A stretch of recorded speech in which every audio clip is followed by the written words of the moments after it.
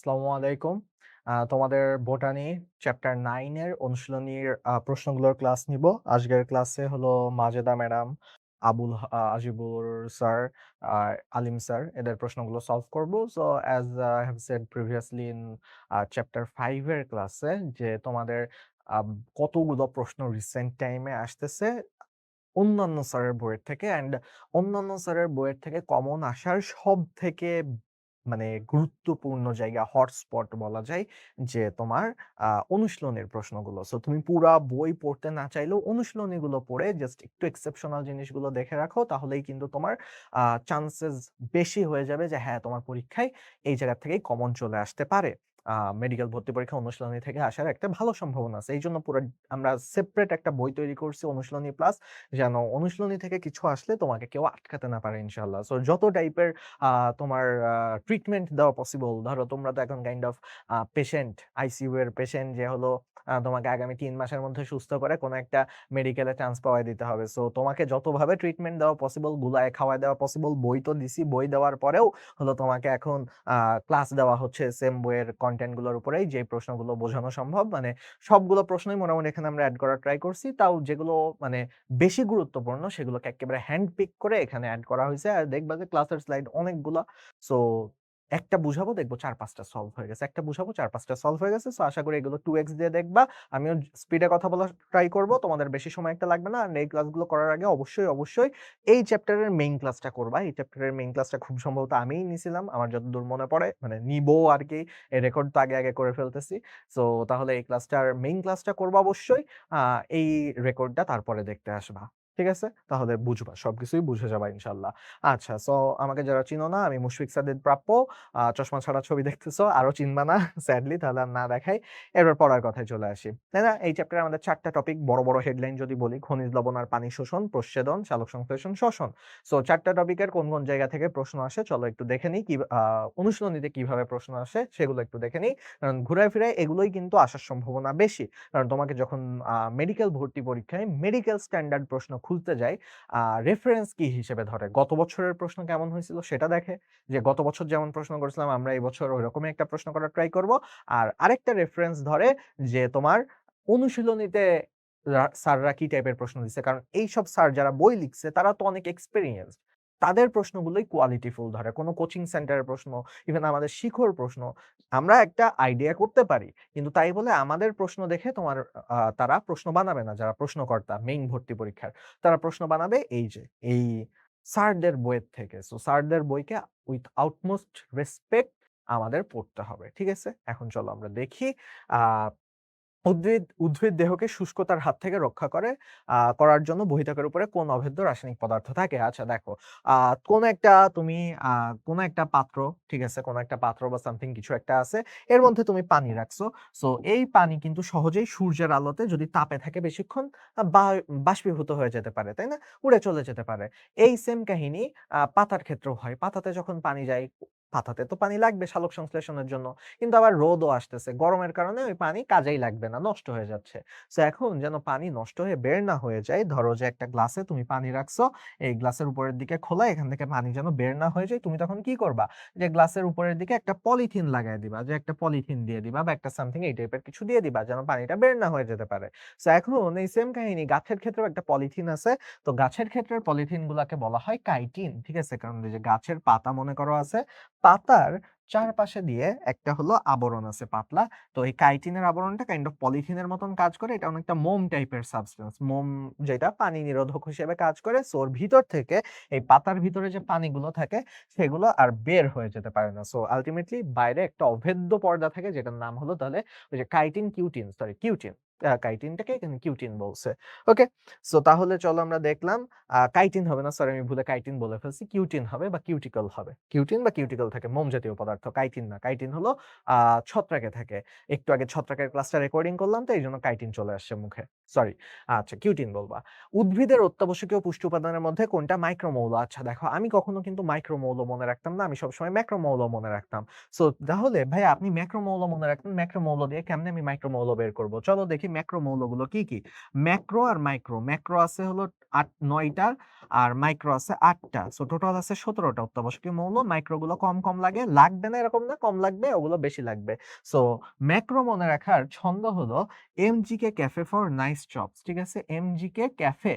Cafe আছে একটা, সেই ক্যাফেতে নাইস চপস পাওয়া যায়। আলুর চপ অনেক ভালো, টেস্টি আলুর চপ পাওয়া যায় বা ডিম চপ পাওয়া যায়। তাই না? খাইছো না? সো এখন এটা দিয়ে কি মনে রাখতাম? Magnesium, potassium, calcium, nitrogen, carbon, hydrogen, oxygen, phosphorus, sulphur. So এখন দেখি এই ৩ টা আমরা অপশন বাদ দিয়ে দিলে ম্যাক্রো মৌলগুলো বাদ দিয়ে দিলে মাইক্রো থাকবে। সো নাইট্রোজেন, নাইট্রোজেন আছে। দেখো ভাই নাইট্রোজেন আছে, তাহলে বাদ। এরা মাইক্রো না। আচ্ছা ম্যাক্রো। বোরন, বোরন নাই। তার মানে বোরনই উত্তর হওয়ার কথা। আমরা তাও একটু সাবধান থাকবো। বাকি ২ টা অপশন দেখে ফেলতে ২ সেকেন্ড লাগবে। ফসফরাস আছে। তো এটা উত্তর হবে না। পটাশিয়াম আছে। ঠিক আছে? এটা উত্তর হবে না। ওকে? সো তাহলে চলো আমরা সামনের স্লাইডে যাই। কোন উপাদানটি মাইক্রোমৌল? সেম প্রশ্ন আবারও করছে। সেম ভাবে উত্তর করব। Nitrogen, nice. তাই না? চপস। চপস হলো ও, অক্সিজেন। আর সি দিয়ে হলো কার্বন। সি দিয়ে আবার কপার মাইরো না। কপার হলো তাহলে কি আছে? কপার হলো মাইক্রোমৌল, ম্যাক্রো না। কোন আয়নটি শোষণ হয় সবচেয়ে মন্থর? আচ্ছা আমি মনে রাখতাম এভাবে যে কেঁচো, কেঁচো অনেক আস্তে যায়, তাই না? কেঁচো কি অনেক দ্রুত যায়? কেঁচো আস্তে যায়। সবচেয়ে আস্তে যায় কেঁচো। সো কেঁচো দিয়ে মনে রাখতাম ক্যালসিয়াম 2+ আর ক্যালসিয়াম 2+ আর SO4 2-। আরেকটা নোটিসেবল জিনিস হলো এদের ২ জনের ঘাড়েই ২ বসে আছে। দেখো ২ জনের ঘাড়েই ২ বসে আছে। সো ২ তো ভারী। আর অন্যদিকে সবথেকে দ্রুত যায় কেন? K+ আর NO3-। এদের ২ জনের ঘাড়েই কোনো ২ বসে নাই। মানে একটা করে প্লাস আছে, একটা করে মাইনাস আছে। সো কেঁচো কেন? কেঁচো কেন? সো কে আবার মিলায় ফেললাম না। 2 থাকলে সেটা বেশি ভারী, সো এটা আস্তে যাবে। আর একটা করে প্লাস মাইনাস থাকলে সেটা হলো হালকা, সেটা দ্রুত যাবে। তো এখানে উত্তর কি হবে? তাহলে দেখো K+ হলো Ca+, সরি K+ বলতে Ca++। এটা হলো সবথেকে আস্তে যায়। কোন উপাদানটি উদ্ভিদের ক্যাটায়ন হিসেবে শোষণ করে?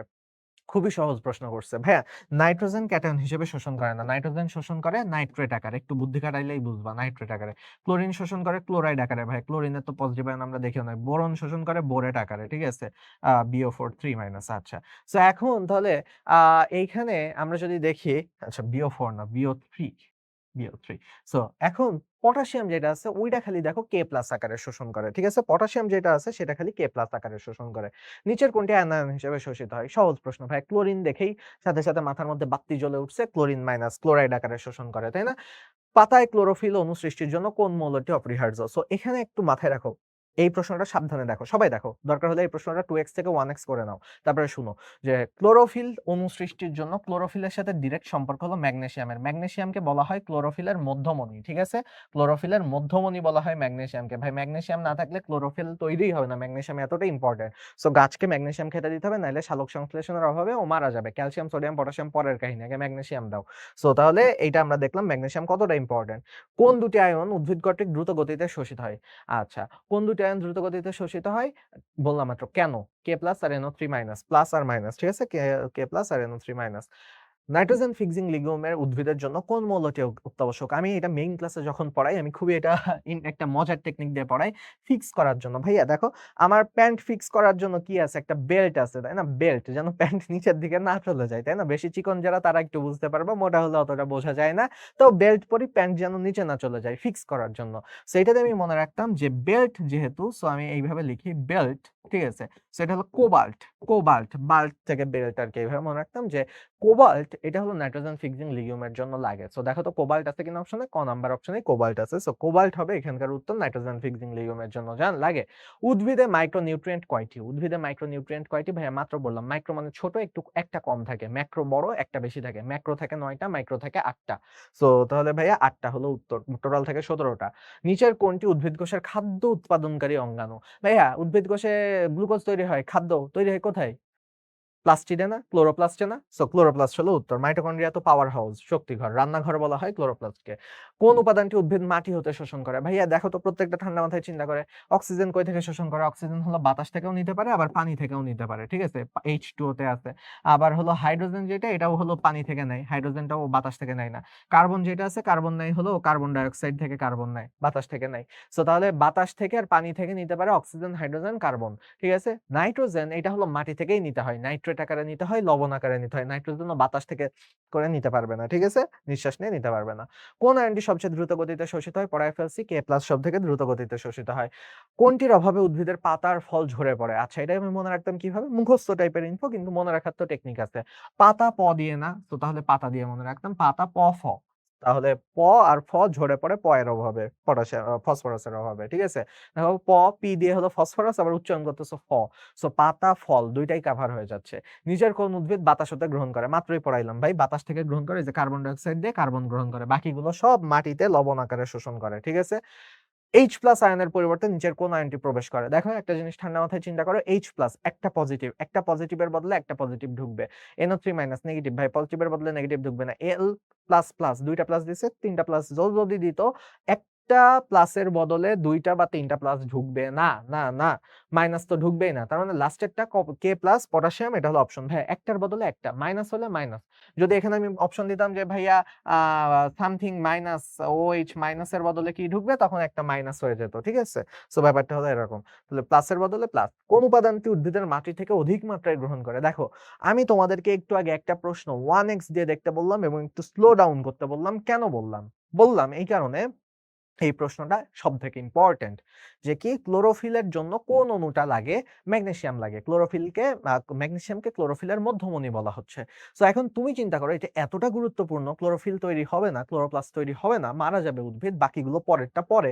সো তাহলে কোন উপাদানটি উদ্ভিদ মাটি থেকে বেশি মাত্রায় গ্রহণ করবে? অবশ্যই ম্যাগনেসিয়াম বেশি মাত্রায় গ্রহণ করবে, বাকিগুলোর তুলনায় এটা তো করবে না। প্লাস আরেকটা লজিক আছে, দেখো আরেকটা লজিক কি, আমি একটু আগে ম্যাক্রোমৌল কি পড়াইলাম, MgK cafe for nice job. So তুমি দেখো তো, এই বাকি যেগুলো আছে, ঠিক আছে, বাকি যেগুলো আছে সেগুলো সব মাইক্রোমৌল না? দেখো তো, এই ৪ টা অপশনের মধ্যে একটাই হলো ম্যাক্রোমৌল। তো আমরা তো জানি যে ম্যাক্রোমৌল বেশি গ্রহণ করে, ম্যাক্রোমৌল বেশি গ্রহণ করে। ওকে?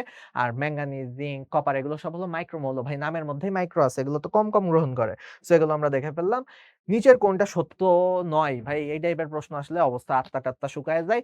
এত বড় ৪ টা পয়েন্ট পড়তে হবে, কিন্তু পড়লেই কিন্তু উত্তর পেয়ে যাবা। ঠিক আছে? এইগুলোর অপশন পড়েই তুমি সহজ উত্তর বের করে ফেলতে পারো। অধিকাংশ পানি নিষ্ক্রিয়ভাবে পরিশোষিত হয়। আচ্ছা, কথা ঠিক নাকি মিথ্যা আমরা এখনো সিওর বলতে পারছি না, সন্দেহের চোখে রাখলাম ওদেরকে। সাইটোক্রোম একটা এনজাইম, আচ্ছা এটাকেও সন্দেহের চোখে রাখলাম। ঠিক আছে? সত্য নয় চাইছে, সবই সন্দেহজনক হচ্ছে। গ্লাইকোলাইসিসের বিক্রিয়াগুলোতে কোষের মাইটোকন্ড্রিয়ায় হয়। গ্লাইকোলাইসিসের বিক্রিয়া না ভাই, গ্লাইকোলাইসিস তো তোমার কি হয়? সাইটোপ্লাজমে হয়। আমরা আসল একটা সন্দেহের, মানে এরা যে দোষী, এইগুলো দেখো আমি তাও ডাউট করতেছি যে হবে কি হবে না, আমি সিওর না। এইটা 100% ভুল কথা বলছে। গ্লাইকোলাইসিস নাকি মাইটোকন্ড্রিয়াতে হয়। ভাই গ্লাইকোলাইসিস হয় সাইটোপ্লাজমে, 9-10 থেকে পড়তেছি।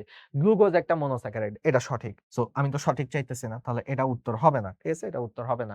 তো প্রথম ২ টা যে ডাউট ছিলাম, দেখো ৪ টা অপশন পড়ার পরে যে বোকা, বোকা ছেলে কি করবে জানো? বোকা ছেলে করবে কি, ক দাগায় দিয়ে ভাববে যে আরে অনেক সুন্দর একটা উত্তর করে দিয়ে চলে আসছে। আরেকটু যে আরো বেশি বোকা, যে সে ক, খ, গ ট্রিপল অ্যান্সার দিয়ে চলে আসবে। ঠিক আছে? সো যারা আসল বুদ্ধিমান তারা ৪ টা অপশন পড়বে। পড়ে দেখবে যে সবথেকে বেশি ভুল, একেবারে obvious ভুল, চোখে দেখা যাচ্ছে ভুল কোনটা, সেটা সে দাগায় আসবে। হ্যাঁ, যদিও আদিমকালে ৮-৯ সালের দিকে, আর জিমি ভাই এরও আগের, ঠিক আছে? যারা জিমি ভাইকে চিনো, ঠিক আছে? ৬ সালের মানুষ সে। সো তার মানে বুঝো আদিমকালেরও আগের মানুষ। তো ওই সময়কার সময় তোমার ডাবল অ্যান্সার, ট্রিপল অ্যান্সার থাকতো, বাট তাও এখন আমরা অভ্যাস করব সিঙ্গেল অ্যান্সার দেওয়ার। কারণ এখন সবসময় সিঙ্গেল অ্যান্সারই থাকে। উদ্ভিদের খনিজ লবণ শোষণের জন্য নিচের কোন তথ্যটি সঠিক নয়? আচ্ছা। সো সঠিক নয় চাইছে আবার। ঠিক আছে? চলো দেখি। ধনাত্মক আয়নের মধ্যে ক্যালসিয়াম সবথেকে মন্থরভাবে যায়। ক্যালসিয়াম সবথেকে স্লো, কেঁচো সবথেকে স্লো আমরা জানি। ঋণাত্মক আয়নের মধ্যে NO3- সবচেয়ে দ্রুত গতিতে যায়। কেন অনেক দ্রুত যায় এটাও আমরা জানি। আয়ন হিসেবে শোষিত হয়, হ্যাঁ আয়ন হিসেবেও শোষিত হয়। হ্যাঁ, কখনো অণু আকারে শোষিত হয় না। জলজ উদ্ভিদের ক্ষেত্রে শুধুমাত্র মূলরম দিয়ে শোষিত হয়। এটা একটা ভুল কথা। জলজ উদ্ভিদ মানে কি? ও পানিতে হয় ডুবে আছে, নাইলে পানিতে ভেসে আছে। সো ওর সাথে পানির কনট্যাক্ট অনেক জায়গা জুড়ে। খালি মূলরম দিয়েও কেন নিবে? একটা স্থলজ উদ্ভিদ, একটা স্থলজ উদ্ভিদের ক্ষেত্রে না হয় ওর মূলরম গুলো এরকম থাকে, এই মূলরমের চারপাশে হলো মাটি থাকে, সো ও হলো মাটি মূলরম দিয়ে শোষণ করে, কারণ এর চারপাশে মাটি আছে, আর কিছু নাই। কিন্তু যেখানে চারপাশে পানি আছে সেটা তো খালি মূলরম দিয়েও শোষণ করবে না, ও পুরা সমগ্র দেহতল দিয়ে শোষণ করে, সমগ্র দেহতল। সো লাস্টেরটা ভুল, আশা করি বুঝছো, লাস্টেরটা ভুল, সমগ্র দেহ দিয়ে ও পানি শোষণ করে, খনিজ লবণ শোষণ করে। নিচের কোনটা সক্রিয় পরিশোষণ মতবাদ? যারা আমার এই ক্লাস করছো, প্রি মেডিকেলে এটা নিছিলাম, আবার মেডিকেলে যখন নিছি নিব আর কি, তখন তোমরা দেখবা, আমি একটা টেকনিক বলে দিই, যদি কোনো কিছু শব্দের শেষে বাহক, ট্রান্সপোর্ট, পাম্প এগুলো শব্দ থাকে, দেখো বাহক মানে কি, একটা গাড়ি, গাড়ি চালাইতে তেল লাগে। ট্রান্সপোর্ট মানে কি, একটা গাড়ি, যানবাহন, গাড়ি চালাইতে তেল লাগে। পাম্প, পাম্প যাদের বাসায় আছে, যারা দেখছো, সবার বাসায় তো পাম্প থাকে পানি উঠানোর জন্য, বাট অনেকে দেখতো অনেকে দেখো নাই, ওটাতে বিদ্যুৎ লাগে অথবা তেল লাগে। তো তার মানে এই শব্দগুলো যদি থাকে তার মানে সেগুলোতে শক্তি খরচ হয়, সক্রিয় হয় সেগুলো। আর তাহলে দেখো এই যে অপশনগুলো আছে, অপশনগুলোর মধ্যে বাহক একটাতেই আছে, তাহলে লেসিথিন বাহক, এটা হবে উত্তর। আর মনে রাখবা বস, বস এই আর দন্ত বস যদি দেখো তার মানে সেটা হলো নিষ্ক্রিয়, কারণ বস ইউজুয়ালি কিন্তু গায়ে খাটে না, ঠিক আছে? তো ধরো যে এক জায়গায় দিনমজুর রাখছে, তার বস আছে ওইখানে একজন, যে হলো জমির মালিক, সে কি দিনমজুরের সাথে কাজ করবে? ইউজুয়ালি তো করে না। তো তার মানে কি, যারা কাজ করে তারা বস হয় না, মানে বস ইউজুয়ালি কাজ করে না। আচ্ছা যাই হোক, কাজের কথায় আসে এবার। বস তাহলে নিষ্ক্রিয়। বস দিয়ে কি মনে রাখবো? বস দিয়ে তিনটা জিনিস মনে রাখবো: ব্যাপন প্রক্রিয়া, আয়ন বিনিময়, তারপরে আর ব দিয়ে হলো ব্যাপক প্রবাহ। এই তিনটা ব, আর দন্ত স দিয়ে হলো সাম্যাবস্থা, ডোনান সাম্যাবস্থা। সো তুমি যদি কোথাও বস দেখো তার মানে সেটা হলো নিষ্ক্রিয়। তার মানে দেখো তো, এই যে ব্যাপক হয়ে গেল নিষ্ক্রিয়, বিনিময় নিষ্ক্রিয়, সাম্যাবস্থা নিষ্ক্রিয়। সো একটাই থাকে লেসিথিন বাহক। সো দুইটাই মনে রাখতে পারো, যে একটা হলো এই দিক দিয়ে সক্রিয় আর ওই দিক দিয়ে হলো নিষ্ক্রিয়। আচ্ছা, সো এখন গেল সক্রিয় পরিশোষণের আয়নবাহক ধারণা কে দিচ্ছে? ভাই বুঝলাম তো আয়নবাহক সক্রিয়, বাট কে দিচ্ছে? দিচ্ছে হলো লুন্ডেগার্ড। এটা হলো কে? লুন্ডেগার্ডের মতবাদও বলে। তো তোমরা হলো এটা বই পড়লেই জানবা লুন্ডেগার্ডের, সরি, ও আচ্ছা, সরি সরি সরি, সক্রিয় পরিশোষণে আয়ন বাহক ধারণা দিছে কোন বিজ্ঞানী? আচ্ছা সরি সরি সরি, লুন্ডেগার্ড দিছে ওই যে সাইটোক্রোম পাম্প মতবাদ। সরি, আমি দ্রুত বলতে যে হয়ে গেছে। এটা হলো ডিরেক্ট মুখস্থ, ভেন্ডেন হোনার্ট। ভেন্ডেন হোনার্ট, এটা হলো তুমি হাসান স্যারের বইতে পাবা না, এটা হলো আলিম স্যারের বইতেই আছে, অনুশীলনীতেই আছে। সো ভেন্ডেন হোনার্ট এটা হলো আয়ন বাহক ধারণাটা দিছে। আমি এই পরেরটার উত্তর পরেরটার প্রশ্ন ভেবে দিয়ে দিছি, সেটা হলো সাইটোক্রোম পাম্প মতবাদ কে দিছে? সাইটোক্রোম পাম্প মতবাদটা দিছে লুন্ডেগার্ড। সো এই জন্য সাইটোক্রোম পাম্প মতবাদকে লুন্ডেগার্ডের মতবাদ বলে। ল অফ মিনিমাম কে দিছে? দেখো দুইটা ল আছে তাই না, আজমল স্যারের বইতেও দুইটা ল এর কথা বলা আছে, ল অফ মিনিমাম আর law of limiting factor. Law of minimum যারা আমার মেইন ক্লাসটা করছো তারা এটা ইজিলি পারবা। Law of limiting factor, limiting factor. So দুইটার যে আবিষ্কার করছে দুইজনের নামই কাছাকাছি। সো এটা হলো কি, একজন হলো ব্ল্যাকম্যান আর একজন হলো লিবিগ। তো আমি ওখান থেকে মনে রাখতাম যে যার নাম ছোট, লিবিগ নামটা ছোট, ঠিক আছে, লিবিগ নামটা হলো ছোট। সো লিবিগ করছে এটা আবিষ্কার, মিনিমামটা আবিষ্কার। আর ব্ল্যাকম্যান দেখো নামটা লিখতে একটু জায়গা লাগছে, ঠিক আছে। সো ওর যে সূত্র, এটার নামও দেখো 4টা ঘর দিয়ে লেখা লাগে, আর এর সূত্র 3 ঘর দিয়ে লেখা লাগে। তো যার সূত্র ছোট তার নাম ছোট, যার সূত্র বড় তার নাম বড়। সো এটা হলো লিবিগ। যাই হোক, এটা হলো লিবিগ, ওই লিবিগ রে লেইব্যাগ উচ্চারণ করছে। আবার সক্রিয় আলিম স্যার, ভাই আলিম স্যার উচ্চারণ করছে লেইব্যাগ, হাসান স্যার উচ্চারণ করছে লিবিগ। ভাই আমি পড়ে গেছি মাঝখানে তারাই। এবার আসো সক্রিয় লবণ পরিশোষণের মতবাদ কোনটা? মাত্র শিখাইলাম কি, যে বাহক টাহক থাকলে, বাহক ট্রান্সপোর্ট এগুলো থাকলে সক্রিয়, তাই না? তো দেখি তো বাহক ট্রান্সপোর্ট আছে কিনা, বাহক ট্রান্সপোর্ট নাই। তাহলে ভাই নিষ্ক্রিয় গুলো বাদ দিই, বাহক ট্রান্সপোর্ট না থাকলে বস, বস বাদ দিই, ব্যাপক, সাম্যাবস্থা, বিনিময়, এই তিনটা তাহলে বাদ দাও। উপরে যে লুন্ডেগার্ড আছে, আমরা তো একটু আগে পড়লাম, লুন্ডেগার্ড হলো সাইটোক্রোম পাম্প মতবাদের অপর নাম, কারণ লুন্ডেগার্ড আবিষ্কার করছে। সক্রিয় পরিশোষণের ক্ষেত্রে কোনটা নাই, কোনটা সঠিক? সঠিক, তাহলে চলো দেখি। এনজাইমের ভূমিকা নেই, না ভাই, প্রত্যেকটা সক্রিয়তে একটা না একটা এনজাইম লাগেই। সাইটোক্রোম পাম্পে ডিহাইড্রোজিনেজ এনজাইম লাগে, প্রোটন আয়ন কো ট্রান্সপোর্টের ক্ষেত্রে হলে এটিপিএজ এনজাইম লাগে। সো এনজাইম লাগেই, ঠিক আছে, এনজাইম লাগেই। সো এনজাইমের ভূমিকা নেই, ভুল কথা, সঠিক চাইছে। শ্বসন হার বৃদ্ধি পায়, ইয়েস। তুমি দেখো শক্তি খরচ করতেছো, শক্তি কিসের থেকে তৈরি হয়? শ্বসনের ফলে শক্তি তৈরি হয়। শক্তি খরচ হচ্ছে, শক্তি বেশি দরকার। শক্তি যেহেতু বেশি দরকার, শ্বসন বেশি দরকার, শ্বসন বেশি হবে। তো শ্বসন হার বৃদ্ধি পায়, এটা সঠিক করে। বাকি দুইটা অপশনও দেখে নিই। তো তাহলে কি বিপাকীয় শক্তির প্রয়োজন হয় না? ভাই শক্তির তো প্রয়োজন হবে না কেন? শক্তির তো প্রয়োজন হবে, এই জন্যই তো এর নাম সক্রিয়। অ্যানায়ন ক্যাটায়ন পৃথকভাবে শোষিত হয় না, অ্যানায়ন ক্যাটায়ন এককভাবে একসাথে শোষিত হয়ে যেতে পারে। তুমি বাস দিয়ে নিয়ে যাচ্ছ, শক্তি খরচ করে নিয়ে যাচ্ছ, তুমি যাকে খুশি তাকে নিয়ে যাবা, ঠিক আছে। তো আর নিষ্ক্রিয়তা আর কি পৃথকভাবে শোষিত হতে হয়। সো এটাও তাহলে ভুল। ওকে, সো তাহলে আমরা দেখলাম শ্বসন হার বৃদ্ধি পায়। মূল রোমের কোন কোষ রসে বিদ্যমান আয়নের ঘনত্ব মাটির রসে বিদ্যমান আয়নের ঘনত্ব থেকে অপেক্ষা কম হওয়ায় মাটির রস থেকে আয়নের মনোমের রসে প্রবেশ করাকে কি বলে? হাবিজাবি ৭১৭ ভাই। অনেক কথা, জটিল কথা বলছে, সহজে একটু ছবি আঁকায় আমরা বোঝার ট্রাই করি, ঠিক আছে? ছবি আঁকাইলে মাথা সব ঠান্ডা হয়ে যাবে। তো মনে করো যে একদিকে আছে কোষ, ঠিক আছে? মানে কোষ রস, ঠিক আছে? একদিকে আছে কোষ রস। আর আরেকদিকে আছে মনে করো যে মাটির রস, ঠিক আছে? আরেকদিকে আছে মাটির রস। তো এখন কোন দিকে ঘনত্ব বেশি? প্রশ্নটা পড়ে বোঝার চেষ্টা করি কোন দিকে ঘনত্ব বেশি, ঠিক আছে? তারপরে আমরা দেখব, আমরা কাহিনী তারপরে দেখব। মূলরমের কোষ রসে মাটির রসে বিদ্যমান আয়নের ঘনত্ব অপেক্ষা কম। তার মানে এই জায়গায় আছে কম, এই জায়গায় আছে ২ টা, আর এই জায়গায় আছে মনে করো যে হলো ৪ টা, ঠিক আছে? সো কম, ঠিক আছে? মাটির রস থেকে আয়নের রস এইদিকে প্রবেশ করলো। তার মানে এইটা এদিকে আসলো। প্রবেশ করাকে নিম্নের কোন তত্ত্ব বলে? আচ্ছা, দেখো তো, প্রশ্ন পড়ে যা বুঝলা না, ছবি আঁকাইছো, একটা রাফ করছো। রাফ করে তুমি বুঝে গেছো মেইন পরীক্ষায় মেডিকেল ভর্তি পরীক্ষায় চিপা-চাপা দিয়ে অনেক জায়গা থাকবে। ওই চিপা-চাপাগুলোর মধ্যে তুমি সুন্দর করে এরকম একটা রাফ করে নিতে পারবা। এরকম রাফ করতে একটুখানি জায়গা লাগবে। কিন্তু তোমার প্রশ্নটা সহজ হয়ে যাবে, তুমি সঠিক উত্তরটা করতে পারবা। দেখো তো এই ছবিটা দেখে কি মনে হচ্ছে? বেশি ঘনত্ব থেকে কম ঘনত্বের দিকে আসতেছে লবণ বা সামথিং। তো এটাকে কি বলি? ব্যাপন বলি না? ভাই খুবই সহজ ছিল না? কিন্তু যখন তুমি জাস্ট ডিরেক্ট প্রশ্ন পড়ে উত্তর করতে গেছো তখন কঠিন হয়ে গেছে। সো আজ এই ক্লাস যে করতেছো তোমরা, অনুশীলনী ক্লাসের রেকর্ড দেখতেছো, এটা খালি ক্লাস না, এটা হলো টেকনিক যে ভাইয়ারা কিভাবে প্রশ্ন সলভ করছে। অন্তর ভাই কিভাবে সলভ করছে, তৌহিদ ভাই কিভাবে সলভ করছে, প্রাপ্য ভাই কিভাবে সলভ করতেছে, নোমান ভাই কিভাবে সলভ করতেছে। এটা হলো সেই টেকনিক গুলা। উদ্ভিদের খনিজ লবণ পরিশোষণের প্রক্রিয়া সম্পন্ন হওয়ার জন্য নানান তত্ত্ব দেওয়া হয়ে থাকে। আচ্ছা, নিষ্ক্রিয় পরিশোষণের তত্ত্ব ৯ যেটি, ভাই অনেক ঘুরায় ফিরায় কথা বলছে ভাই, সহজ কথায় আসুক। নিষ্ক্রিয় পরিবহনের তত্ত্ব ৯ কোনটি? এই যে ভাই বাহক দেখছো ভাই, বাহক মানে কি? গাড়ি। গাড়িতে তেল দেওয়া লাগে, শক্তি লাগে। সো এটা নিষ্ক্রিয় পরিবহনের তত্ত্ব নাই, এটাই উত্তর। ম্যাস ফ্লো ভাই, আপনি বলতে পারেন যে ভাই ম্যাস ফ্লো কই থেকে আসলো? ম্যাস ফ্লোর বাংলা হলো ব্যাপক প্রবাহ। বসের ব দিয়ে ব্যাপক, ব্যাপন তত্ত্ব, বিনিময় তত্ত্ব সব বসের ব দিয়ে হয়ে গেছে। ওকে, সো ইংলিশ বাংলা একটু জানলে হবে কাজ। নিষ্ক্রিয় পরিশোষণের মতবাদ কি? ভাইয়া নিষ্ক্রিয় শিখাইছি কি? বস। বস কই দেখি? বসের দন্তস্ব দিয়ে সাম্যাবস্থা।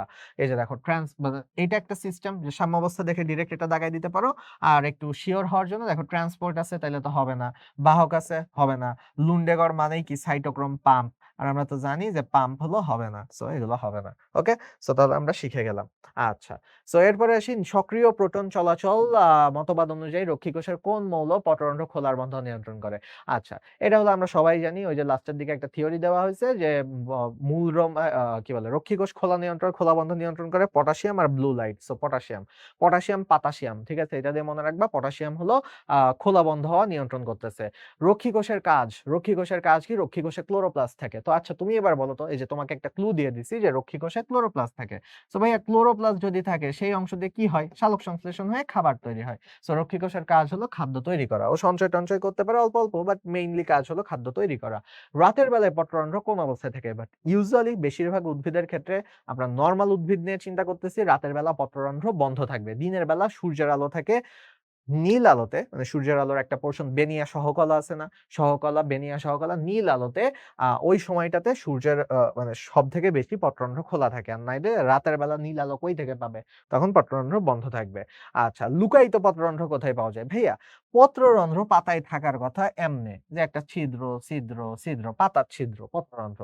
তো এই পত্ররন্ধ্র থেকে কি হওয়ার কথা? এই পত্ররন্ধ্র থেকে পানি বের হয়ে যাওয়ার কথা, পানি বের হয়ে যাওয়ার কথা, পানি বের হয়ে যাওয়ার কথা। সো যাবে, পানি বের হইলে সমস্যা কি? সমস্যা তো আমার তোমার না। সমস্যা তো এই যে বাংলাদেশে যেসব গাছ আছে এদের তো সমস্যা না। সমস্যা হলো মরুভূমির গাছের। মরুভূমিতে মনে করো একটা ক্যাকটাস আছে। ঠিক আছে? এরকম একটা ক্যাকটাস আছে। ঠিক আছে?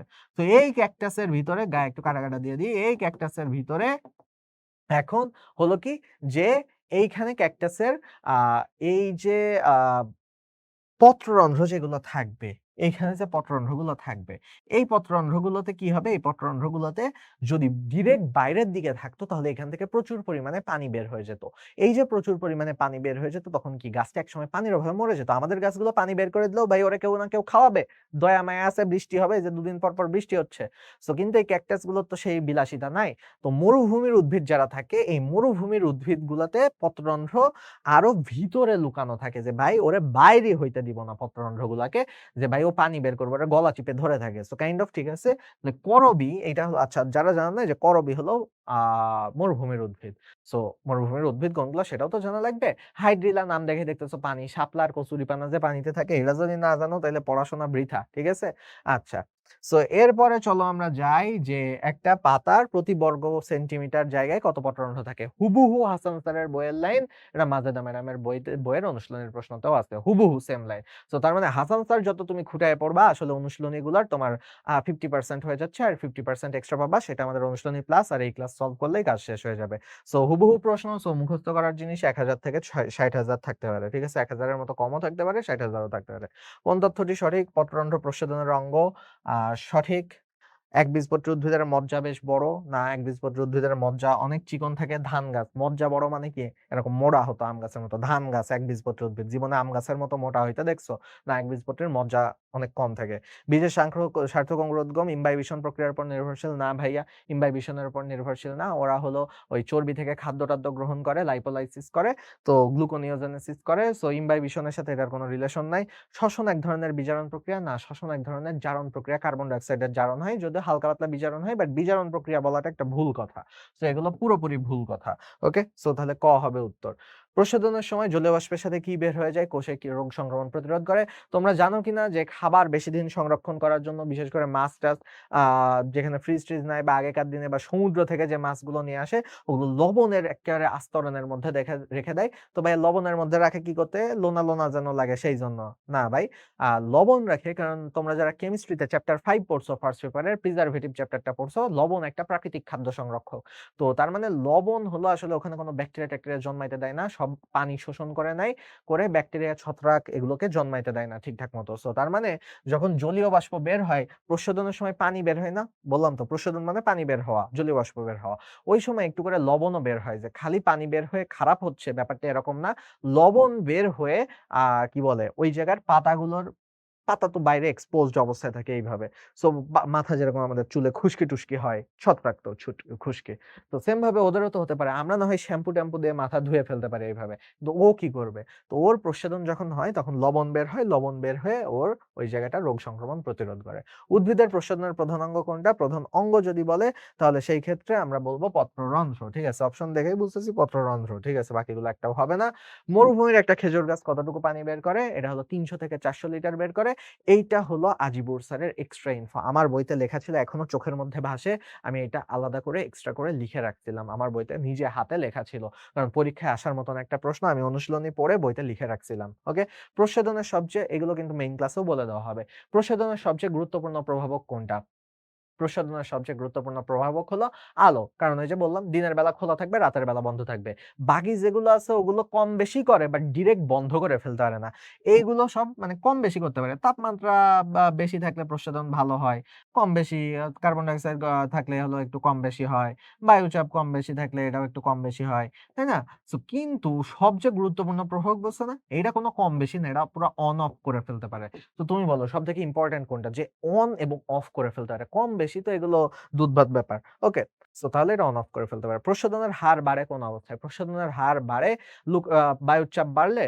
না, বায়ুর চাপ বাড়লে পানি বের হতে পারে না। সো তখন প্রশোধনের হার কমে যায়। আর্দ্রতা বাড়লে? না, আর্দ্রতা বাড়লে তার মানে কি বাইরে অলরেডি পানি বেশি আছে। মানে বৃষ্টি ভাব। আর্দ্রতা বেশি মানে কি বৃষ্টি ভাব। সো তখন প্রশোধন বেশি হবে না। তাপমাত্রা বাড়লে? হ্যাঁ, প্রচুর গরম, প্রচুর রোদ। তখন ওই যে পানি বের করে দিবে সহজেই। বাষ্প হয়ে যাবে সহজেই। সো এটা উত্তর। লুকায়িত পত্ররন্ধ্র থাকলে? না ভাই, একটু আগে বুঝাইলাম না? পত্ররন্ধ্র লুকায় রাখছে মানে গলা চিপে ধরে রাখছে যে প্রস্বেদন করতে দিব না। তো জিজ্ঞেস করছে প্রস্বেদন বাড়ে কখন? তো তাহলে তো হবে না এটা। আচ্ছা, কোনটির প্রভাবে পত্ররন্ধ্র খোলা বন্ধ হওয়ার মাধ্যমে প্রস্বেদন নিশ্চিত হয়? আলো। এ তো জানি। ঠিক আছে? আলো। আলো হলো মেইন। যদি ৪ টা অপশনও হয় সঠিক, সবগুলোই সঠিক। কিন্তু কি মেইন কোনটা? আলো। একটা উত্তর করতে হলে আলো উত্তর করতে হবে। ওকে? আচ্ছা। কোনটির ঘনত্ব স্বাভাবিকের চেয়ে বেড়ে গেলে পত্ররন্ধ্র বন্ধ হয়ে যায়? ঠিক আছে? এই যে যখন হলো তোমার কার্বন ডাই অক্সাইডের ঘনত্ব বেড়ে গেছে। কার্বন ডাই অক্সাইড যখন বেড়ে গেছে ও আর কার্বন ডাই অক্সাইড নিতে চাচ্ছে না। অ্যাসিডিক হয়ে গেছে। তোমরা তো জানো যে অ্যাসিডিক পিএইচ যখন হয়ে যায় তখন হলো ওই যে পত্ররন্ধ্র বন্ধ হয়ে যায়। ঠিক আছে? সো কার্বন ডাই অক্সাইডের ঘনত্ব বেড়ে গেলে তখন হলো বন্ধ হয়ে যায়। উদ্ভিদের শোষিত পানির শতকরা কত শতাংশ প্রস্বেদনের মাধ্যমে বের হয়ে যায়? ভাই এরা শুনে তোমার দুঃখ লাগবে যে ভাই ও কষ্ট করে যত পানি খাচ্ছে তার কি ভাই ৮০% বের করে দিচ্ছে? না ভাই।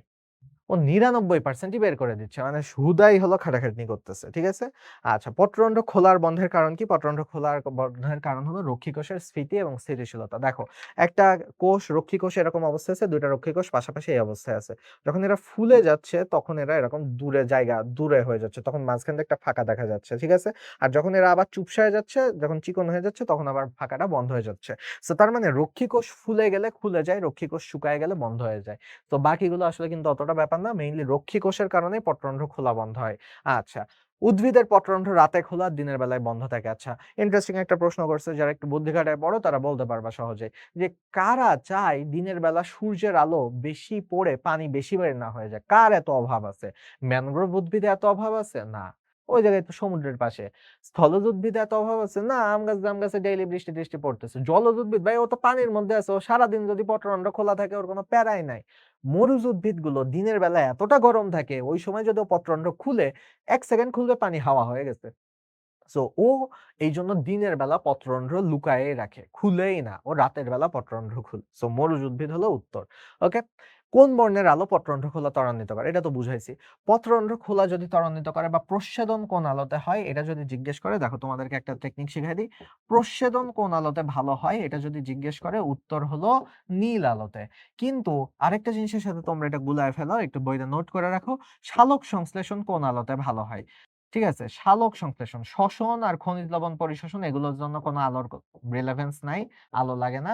আ বেনি কলা, এটা মনে রাখো, বেনি কলা অর্থাৎ বেগুনি নীল অথবা কমলা লাল এই ২ টা আলোতে ভালো হয়। আর যদি সিঙ্গেল আলো চাইলে বলবা লাল আলোতে ভালো হয়, লাল আলোতে ভালো হয়। তো তাহলে দেখো, মানে সালোক সংশ্লেষণে একটু কাহিনী আছে।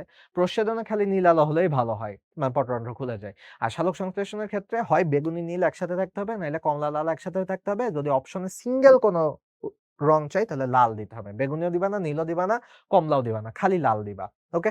সো যাই হোক, এখানকার উত্তর কি? খ। আচ্ছা। পত্ররন্ধ্র খোলা আর বন্ধ হওয়ার কারণ কি? মাত্র শিখাইলাম। রক্ষী কোষের কারণে পত্ররন্ধ্র খোলা বন্ধ হয়। বাকিগুলো দেখে অনেক লোভ লাগে যে দাগায় দিই। বাট ভাই, রক্ষী কোষ যদি থাকে, ভাইয়া রক্ষী কোষ হলো পত্ররন্ধ্রের ২ পাশে আছে। ও যদি হলো খোলে, ও যদি ফুলে যায় তাইলে খুলে যাবে। ও যদি শুকায় যায় তাইলে বন্ধ হয়ে যাবে। সো তার মানে রক্ষী কোষের উপরে সব দোষ চাপায় দিবা। কোন ক্ষেত্রে প্রস্বেদনের হার বেশি হয়?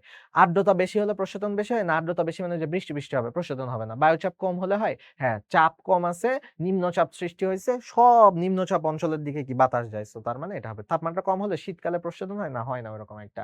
তো বায়ু প্রবাহ কম হলে না? বায়ু প্রবাহ কম হলেও হয় না। সো যাই হোক, এগুলো আমরা দেখলাম। নিচের কোনটা বাড়লে প্রস্বেদন কমে? বাড়লে কমে, ঠিক আছে? আলো বাড়লে কমে? না ভাই, আলো বাড়লে তো আরো পত্ররন্ধ্র খুলে আছে। তাহলে তো আরো বাড়বে। তাপমাত্রা বাড়লে কমে? না, তাপমাত্রা বাড়লেও হলো কিন্তু প্রস্বেদন বেড়ে যাবে। আপেক্ষিক আর্দ্রতা বাড়লে প্রস্বেদন কমে? হ্যাঁ। বাইরে বৃষ্টি ভাব অলরেডি, মানে বাইরে পানি আছে। বাতাসে জলীয় বাষ্প ঘুরে বেড়াচ্ছে। ও তো আর এখন পাতা থেকে সহজে বের হতে পারবে না। বাইরে অলরেডি ঘোরাফেরা করতেছে। সো তার মানে আপেক্ষিক আর্দ্রতা হলো উত্তর। লজিক্যালি ভাবতে হবে, চিন্তাটা মাথায় ভিজুয়ালাইজ করতে হবে, মেইন ক্লাস করতে হবে। ওকে, দিনের বেলায় আলোর বর্ণালী কোন অংশ রক্ষী কোষের রিসেপ্টর উদ্দীপিত করে? ভাই নীল কালার, পড়ায় ফেলছি। আ ঠিক আছে? মানে প্রস্বেদন রিলেটেড হলেই নীল কালার। জ্যান্থোফিলের বর্ণ কি? ভাইয়া জ্যান্থোফিল এটা পড়াইছি না? মানে হলুদ অথবা বাদামি। সো হলুদ থাকলে হলুদ আগে লাগাবা। দেখো হলুদ আছে। সো হলুদ হবে উত্তর, দিয়ে। কোনটি শক্তি রূপান্তরের অঙ্গাণু? ভাইয়া, সৌর শক্তিকে রাসায়নিক শক্তিতে জমা রাখতেছি গ্লুকোজের মধ্যে কি দিয়ে? ক্লোরোপ্লাস্ট দিয়ে না? আচ্ছা, মাইটোকন্ড্রিয়া হলো শক্তি উৎপাদন করে, পাওয়ার হাউস, বাট ক্লোরোপ্লাস্ট শক্তি রূপান্তর করে। তো তাহলে একটু সবার সাবধান থাকতে হবে যে এইটা হলো দুইটাই শক্তি। বাট এটা হলো শক্তি উৎপাদন করে, এটিপি-টেটিপি উৎপাদন করে, শোষণ করে। আর এটা হলো শক্তি রূপান্তর করে, সো তাহলে আমাদের একটু সাবধান থাকতে হবে এই জায়গাটায়। আচ্ছা, কোন আলোতে সালোক সংশ্লেষণ বেশি হয়? দেখছো? আলো অলরেডি, আমি কেন তখন এত কষ্ট করে সালোক সংশ্লেষণ লিখলাম? কারণ আমি জানি যে সামনের একটা স্লাইডে, এবং এটা খুবই ইম্পোর্টেন্ট একটা প্রশ্ন, যে প্রস্বেদনের কোন আলো লাগে, সালোক সংশ্লেষণে কোন আলো লাগে। সালোক সংশ্লেষণে ভুলেও লাফাইতে নীল মেরো না, লাল। একটা কালার আসলে লাল। কোন উদ্ভিদে ২ ধরনের ক্লোরোপ্লাস্ট পাওয়া যায়? দুই ধরনের ক্লোরোপ্লাস্ট পাওয়া যায় C4 উদ্ভিদে। সো এখন তোমার চিন্তা হবে C4 কারা আর C3 কারা। C3 তে দুই ধরনের ক্লোরোপ্লাস্ট পাওয়া যায় না, C3 তে এক ধরনেরই পাওয়া যায়। সো আম হলো C3, এই আম, জাম, কাঁঠাল আমরা রেগুলার যা যা দেখি এগুলো হলো C3, কলা C3।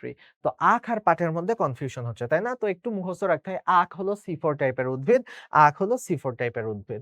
আচ্ছা, আখের বৈজ্ঞানিক নাম সহ পড়তে হবে, সামনে দেখবে আখের বৈজ্ঞানিক নাম জিজ্ঞেস করতেছে। সো বের করো, মাথার মধ্যে ঘুরাইতে থাকো আখের বৈজ্ঞানিক নাম কি ছিল, নাইলে বইয়ের থেকে বের করতে থাকো আর এটা শুনতে থাকো। সামনের প্রশ্নটাই, একটু পরের প্রশ্নই আখের বৈজ্ঞানিক নাম যাবে। কোনটা সালোক সংশ্লেষণের জন্য অত্যাবশ্যকীয় উপকরণ নাই? তো তোমরা দেখি সালোক সংশ্লেষণে চারটা জিনিস লাগে, অক্সিজেন লাগে, পানি, সরি কার্বন ডাইঅক্সাইড লাগে, পানি লাগে, ক্লোরোফিল লাগে, আর এইদিকে হলো আলো লাগে, তাই না? এই চারটা জিনিস লাগে। সো দেখো, আলো এটা লাগবে, সো এটা তো উত্তর হচ্ছে না। ক্লোরোফিল লাগবে, পানি লাগবে। ভাই অক্সিজেন কি লাগে? অক্সিজেন লাগে না। অক্সিজেন কেন লাগবে সালোক সংশ্লেষণে? অক্সিজেন হলো উত্তর। অক্সিজেন লাগে না, কার্বন ডাইঅক্সাইড লাগে। সো অক্সিজেন লাগে শ্বসনের ক্ষেত্রে। ওকে, সো গেল। উদ্ভিদের পাতার কোন টিস্যুর সালোক সংশ্লেষণে সংঘটিত হয়? আচ্ছা, পাতার মেসোফিল টিস্যু। ভাই পাতায় টিস্যুই আছে মেসোফিল, ওটাই মেরে দিবা। পাতার কোনো টিস্যু জিজ্ঞেস করলে মেসোফিল মেরে দিবা, কাজ শেষ। ঠিক আছে, আর কোনো টেনশন নাই, বিন্দাস। আচ্ছা, সালোক সংশ্লেষণের আলোক পর্যায় সংঘটিত হয় কোনটিতে? আচ্ছা, এখন দেখো আমাদের সালোক সংশ্লেষণ হয়তো ক্লোরোপ্লাস্টে, আমরা এটা জানি, কিন্তু কাহিনী আছে। ক্লোরোপ্লাস্টের মধ্যে তো হলো বেশ ঝামেলা আছে, এরকম থাইলাকয়েড আছে, তাই না, স্ট্রোমা আছে। সো এগুলো হলো থাইলাকয়েড, ল্যামেলা, শর্ট আগাইতেছি। আর এই জায়গায় যে লিকুইডের মধ্যে ঘুরে বেড়াইতেছে, লিকুইডটারে বলে স্ট্রোমা। ঠিক আছে, স্ট্রোমা বা মাতৃকা বলে। তো এখন কথা হলো যে সালোক সংশ্লেষণ তো হয় আমরা জানি ক্লোরোপ্লাস্টের মধ্যে, কিন্তু সালোক সংশ্লেষণের দুইটা পর্যায় আছে। ঠিক আছে, সালোক সংশ্লেষণের দুইটা পর্যায় আছে। এক হলো আলোক পর্যায়। তো আলোক পর্যায়টা হয় টাওয়ার গুলোতে। আমি মনে রাখতাম এইভাবে যে দেখো, আলো আলো তোমার কোথায় গেলে পাবা? আলো কি তুমি হলো একটা টাওয়ারের উপরে উঠলে পাবা না? ধরো একটা 10 তলা বিল্ডিং, একটা 20 তলা বিল্ডিং, মানে যত উপরের দিকে উঠবা আলো তত বেশি পেতে থাকবা, রোদের আলো মানে সূর্যের আলো তত বেশি গায়ে লাগবে। তো টাওয়ার গুলাতে, এই যে থাইলাকয়েড গুলার মধ্যে, এই চাকতি গুলার মধ্যে আলোক পর্যায় হয়। আর তুমি যখন এই চারদিকে কি পানি আছে, তো তুমি যখন পানিতে ডুব দিবা, তখন তুমি কি পানির ভিতরে তো আলো অত বেশি আসবে না, মানে তুমি আরো গভীরের ভিতরে চলে যাচ্ছ। তো পানির ভিতরে হবে অন্ধকার পর্যায়টা। আর অন্ধকার পর্যায় মানে কি? অন্ধকার পর্যায় তিন ভাবে হয়, তাই না? C3, C4 আর ক্রেসুলেসিয়ান অ্যাসিড মেটাবলিজম, ক্যাম। সো তার মানে আলটিমেটলি দেখো, আলোক পর্যায় বললে বলবা থাইলাকয়েডে হয়, আর যদি বলে যে অন্ধকার পর্যায় অথবা C3, C4, CM, যে কোনো এই চারটা অপশনের মধ্যে, মানে এই চারটা শব্দের যে কোনো একটা ইউজ করলে বলবা স্ট্রোমাতে হয়। ওকে, সো এখন কি আলোক পর্যায় হয় কোথায়? থাইলাকয়েডে।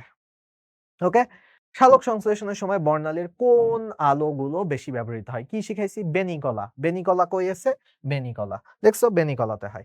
এরপরে যদি আসি, কোনটাকে বায়োলজিক্যাল কয়েন বলে? খুবই সহজ প্রশ্ন। এটিপি কে বায়োলজিক্যাল কয়েন বলে। কই গেল এটিপি? এটিপি কে বায়োলজিক্যাল কয়েন বলে। সো সহজ জিনিসপাতি। সালোক সংশ্লেষণের ফটোলাইসিসে উৎপন্ন গ্যাস শ্বসনের কোন পর্যায়ে ব্যবহৃত হয়? প্রশ্নটা খুবই ঘুরায় করছে, খুবই সুন্দর একটা প্রশ্ন করছে, খুবই সুইট একটা প্রশ্ন করছে, খুবই খুশি হয়েছি। ফটোলাইসিসে উৎপন্ন গ্যাস, যে এই জিনিস পারে না সে প্রথমেই আউট, খেলা থেকে প্রথমেই আউট। যে ভাইয়া ফটোলাইসিসে কোন গ্যাস উৎপন্ন হয় এটাই তো বুঝি না, ফটোলাইসিস কি এটাই বুঝি না ভাই। ফটোলাইসিস হলো আলোর সহায়তায় পানি ভাঙা। তো আলোর সাহায্যে পানি ভাঙলে 2 অণু H+, 2 অণু ইলেকট্রন আর হাফ অণু অক্সিজেন তৈরি হয়। ঠিক আছে, হাফ অণু অক্সিজেন তৈরি হয়। সো তার মানে এই অক্সিজেন গ্যাসের কথা বলছে। ঠিক আছে, অক্সিজেন গ্যাসের কথা বলছে। এখন কথা হলো যে এই জায়গায় তো উত্তর শেষ করে দিতে পারতো, ফটোলাইসিসে কোন গ্যাস তৈরি হয়। না, প্রশ্ন কিন্তু আরো ডিপ। যে এই লেভেলই পার করতে পারে নাই সে পরের, মানে প্রশ্নের এই পর্যন্তই আসতে পারে নাই সে পরের টুকু পড়তে পারবে না। প্রশ্ন সবসময় কঠিন প্রশ্নগুলো আসলে খুশি হবা। তুমি যদি একটু ঠান্ডা মাথায় ট্যাকেল করো, প্রশ্নগুলো সহজ। আর অনেক ভালো স্টুডেন্ট এরকম জাস্ট ২ ভাগের প্রশ্ন দেখে পিছলায়ে যাবে। অনেক ভালো স্টুডেন্ট। সো মিডিয়াম লেভেলের স্টুডেন্টরা এইসব জায়গায় শাইন করে। যে যারা জানে যে আমি ট্রাই করলে পারবো। এই কনফিডেন্সটা যাদের থাকে তারা পারে। ঠিক আছে? আর যারা ভাবে যে হুবহু বইয়ের লাইন তুলে দিবে, বইয়ের লাইন গ্যাট, গ্যাট করে উত্তর করে ফেলবো, তারা এইসব জায়গায় ধরা খেয়ে যাবে। সো খালি ভালো স্টুডেন্ট, খালি মুখস্থ স্টুডেন্ট, খালি টপার হলে হবে না। ধৈর্য রাখতে হবে, কনফিডেন্স রাখতে হবে, ভাইদের কথা একটু শুনতে হবে। ঠিক আছে? সো যাই হোক, শ্বসনের কোন পর্যায়ে ব্যবহৃত হয়? আচ্ছা। এখন কথা হলো শ্বসনের ৪ টা ধাপ আছে, তাই না? গ্লাইকোলাইসিস, ১ নাম্বার ধাপ, ২ নাম্বার হলো অ্যাসিটাইল কোয়ে, ৩ নাম্বার হলো ক্রেবস চক্র বা সাইট্রিক অ্যাসিড চক্র, ৪ নাম্বার হলো ইলেকট্রন ট্রান্সপোর্ট চেইন। এখন কোন এই ৪ টা ধাপের মধ্যে কোথায় অক্সিজেন লাগে? তুমি তো ভাববা যে আচ্ছা এই তো পড়ছি শ্বসনে অক্সিজেন লাগে। কিন্তু আসলে কই লাগতো? গ্লাইকোলাইসিসে অক্সিজেন লাগতো? না তো ভেবে দেখো তো। গ্লাইকোলাইসিস শুরু হইছে গ্লুকোজ দিয়ে। গ্লুকোজ 6 ফসফেট হয়। তো অক্সিজেন কই লাগতেছে? লাগতেছে না গ্লাইকোলাইসিসে। অ্যাসিটাইল কোয়েতে গ্লাইকোলাইসিস অক্সিজেন লাগে? লাগে না তো। সাইট্রিক অ্যাসিডে অক্সিজেন লাগে? লাগে না। এক্কেবারে লাস্টে যে অক্সিজেন লাগে, আমরা যে পড়ি যে শ্বসনে অক্সিজেন লাগে, আসলে তো শ্বসনের ১ম ৩ টা ধাপেই অক্সিজেন লাগে না। এইভাবে যে পড়ে নাই সে কিন্তু পরীক্ষার হলে গোজা গোজামিল পাকায় ফেলবে, গুলায় ফেলবে। সো ইলেকট্রন ট্রান্সপোর্ট চেইনে অক্সিজেন লাগে কারণ এই যে এখানে অক্সিডেটিভ ফসফোরাইলেশন হয়। ওই যে NADP ভেঙে টেঙে ATP করা লাগে না? তখন হলো তোমার অক্সিডেটিভ ফসফোরাইলেশন, সরি ফটো না, অক্সিডেটিভ ফসফোরাইলেশন হয়। সো তার মানে উত্তর কিন্তু হলো ইলেকট্রন ট্রান্সপোর্ট চেইন এক্কেবারে লাস্টে যে অক্সিজেন লাগে। সো প্রশ্নটা কিন্তু খুবই সুইট একটা প্রশ্ন ছিল। সালোক সংশ্লেষণ এবং শ্বসন মিক্স করা একটা সুইট প্রশ্ন ছিল। কত আলোক তরঙ্গদৈর্ঘ্যে সালোক সংশ্লেষণ সর্বাধিক হয়? কি শিখাইছিলাম? একটা যদি উত্তর করতে হয় লাল আলো বলতে হবে। এখন তোমরা কেমিস্ট্রির বুদ্ধি কাজে লাগাও। কেমিস্ট্রিতে বলো লাল আলো কোন রেঞ্জে ছিল? লাল আলো কোন রেঞ্জে ছিল? লাল আলো ৭০০ র কাছাকাছি ছিল, তাই না? সো দেখো এই যে ৬১০ থেকে ৭০০ এটার উত্তর, বাকিগুলো কিন্তু লাল আলোর ধারে কাছে দিয়েও নাই। আবার ৬০০ থেকে ৮০০ মেরে দিও না। ৬১০ থেকে ৭০০। কোনটি বিজারিত হয়? বিজারিত মানে কি? জারণ মানে, জারণের ইংলিশ মনে রাখতাম আমি সবসময়। জারণ মানে হলো অক্সিডেশন ইংলিশ। সো অক্সিডেশন, ভাই অক্সিডেশন মানে কি? এর কি খায়া দেয়ার কাম নাই? এর সাথে হাইড্রোজেন যুক্ত হবে? এই জায়গায় অক্সিডেশন মানে অক্সিজেন যুক্ত হইছে। তার মানে জারণ মানে অক্সিজেন যুক্ত হইছে। জারণ মানে অক্সিজেন যুক্ত হইছে। আর বিজারণ যেহেতু জিজ্ঞেস করছে, তাহলে বিজারণ মানে কি? হাইড্রোজেন যুক্ত হইছে। বিজারণ মানে হাইড্রোজেন যুক্ত হইছে। সো তুমি এখন আমাকে এইগুলো দেখে বলো কোন জায়গায় মনে হচ্ছে অস্বাভাবিকভাবে বেশি পরিমাণ হাইড্রোজেন যুক্ত হয়ে আছে? গ তে না, যে হাইড্রোজেন হুদাই মানে হুদাই না, মানে এড করা হইছে বাকিগুলোর থেকে। সো বেশি হাইড্রোজেন আছে। সো এটা হলো বিজারিত। সাইটোক্রোম A3 তে অক্সিজেনের জারণের সময় অনুঘটক হিসেবে কাজ করে কোনটা? কাইন্ড অফ একটু মুখস্থ টাইপের এটা। সাইটোক্রোম A3 তে হলো কোনটা অনুঘটক হিসেবে কাজ করতেছে? আচ্ছা, এটা হলো সাইটোক্রোমের নামের সাথেই মিল আছে, সাইটোক্রোম অক্সিডেজ। ভাই জারণ মানে কি শিখাইলাম? আচ্ছা মুখস্থও নয়, এটা লজিক্যালি বুঝে যায়। জারণ মানে অক্সিডেশন, সো অক্সিডেজ লাগবে। আর কই লাগবে oxidase? Cytochrome. So cytochrome oxidase লাগে। ঠিক আছে? Cytochrome oxidase. কোন পদার্থটি ইলেকট্রন গ্রহীতার ন্যায় কাজ করে? আচ্ছা, ইলেকট্রন গ্রহীতার মতন কাজ করে ফ্ল্যাভিন। ঠিক আছে?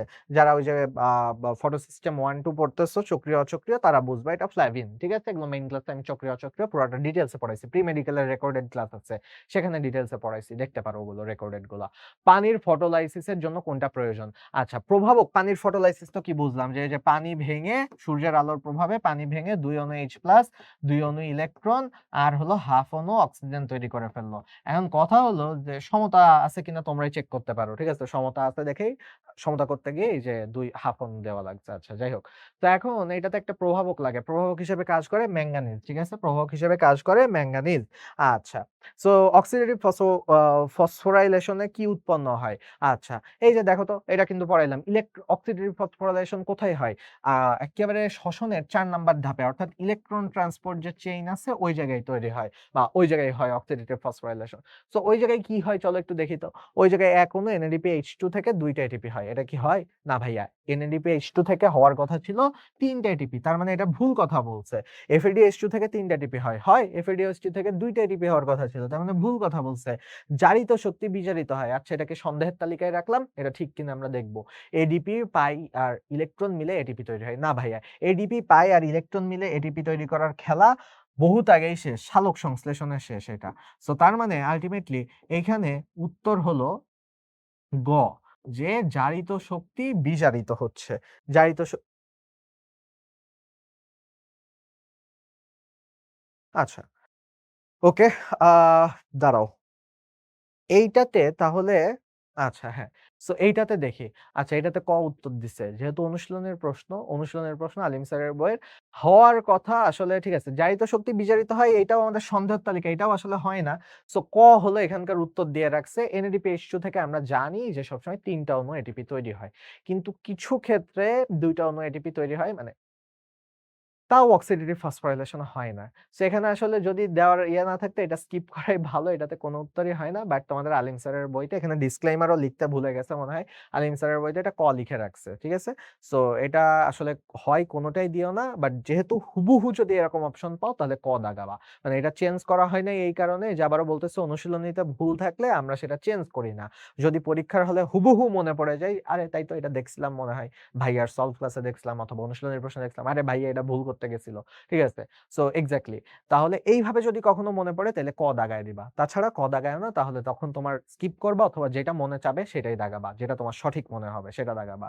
ওকে? আর যদি হুবহু মনে পড়ে যে তাই তো এরকম একটা ছিল নাম্বারে অপশনে NDPS2 থেকে ২ টা ওইটাই ঠিক দিছিল। পরীক্ষার হলে যদি মনে পড়ে তাহলে দিও এটা। তাছাড়া দেওয়ার দরকার নাই। ওকে? আচ্ছা, কত তরঙ্গ দৈর্ঘ্যের আলোকরশ্মি দৃশ্যমান হয়? তো ভাই খুবই সহজ প্রশ্ন, কেমিস্ট্রির প্রশ্ন করে দিছে। ৩৯০ থেকে ৭৬০ ন্যানোমিটার, তাই না? খ হলো উত্তর, খ। আচ্ছা।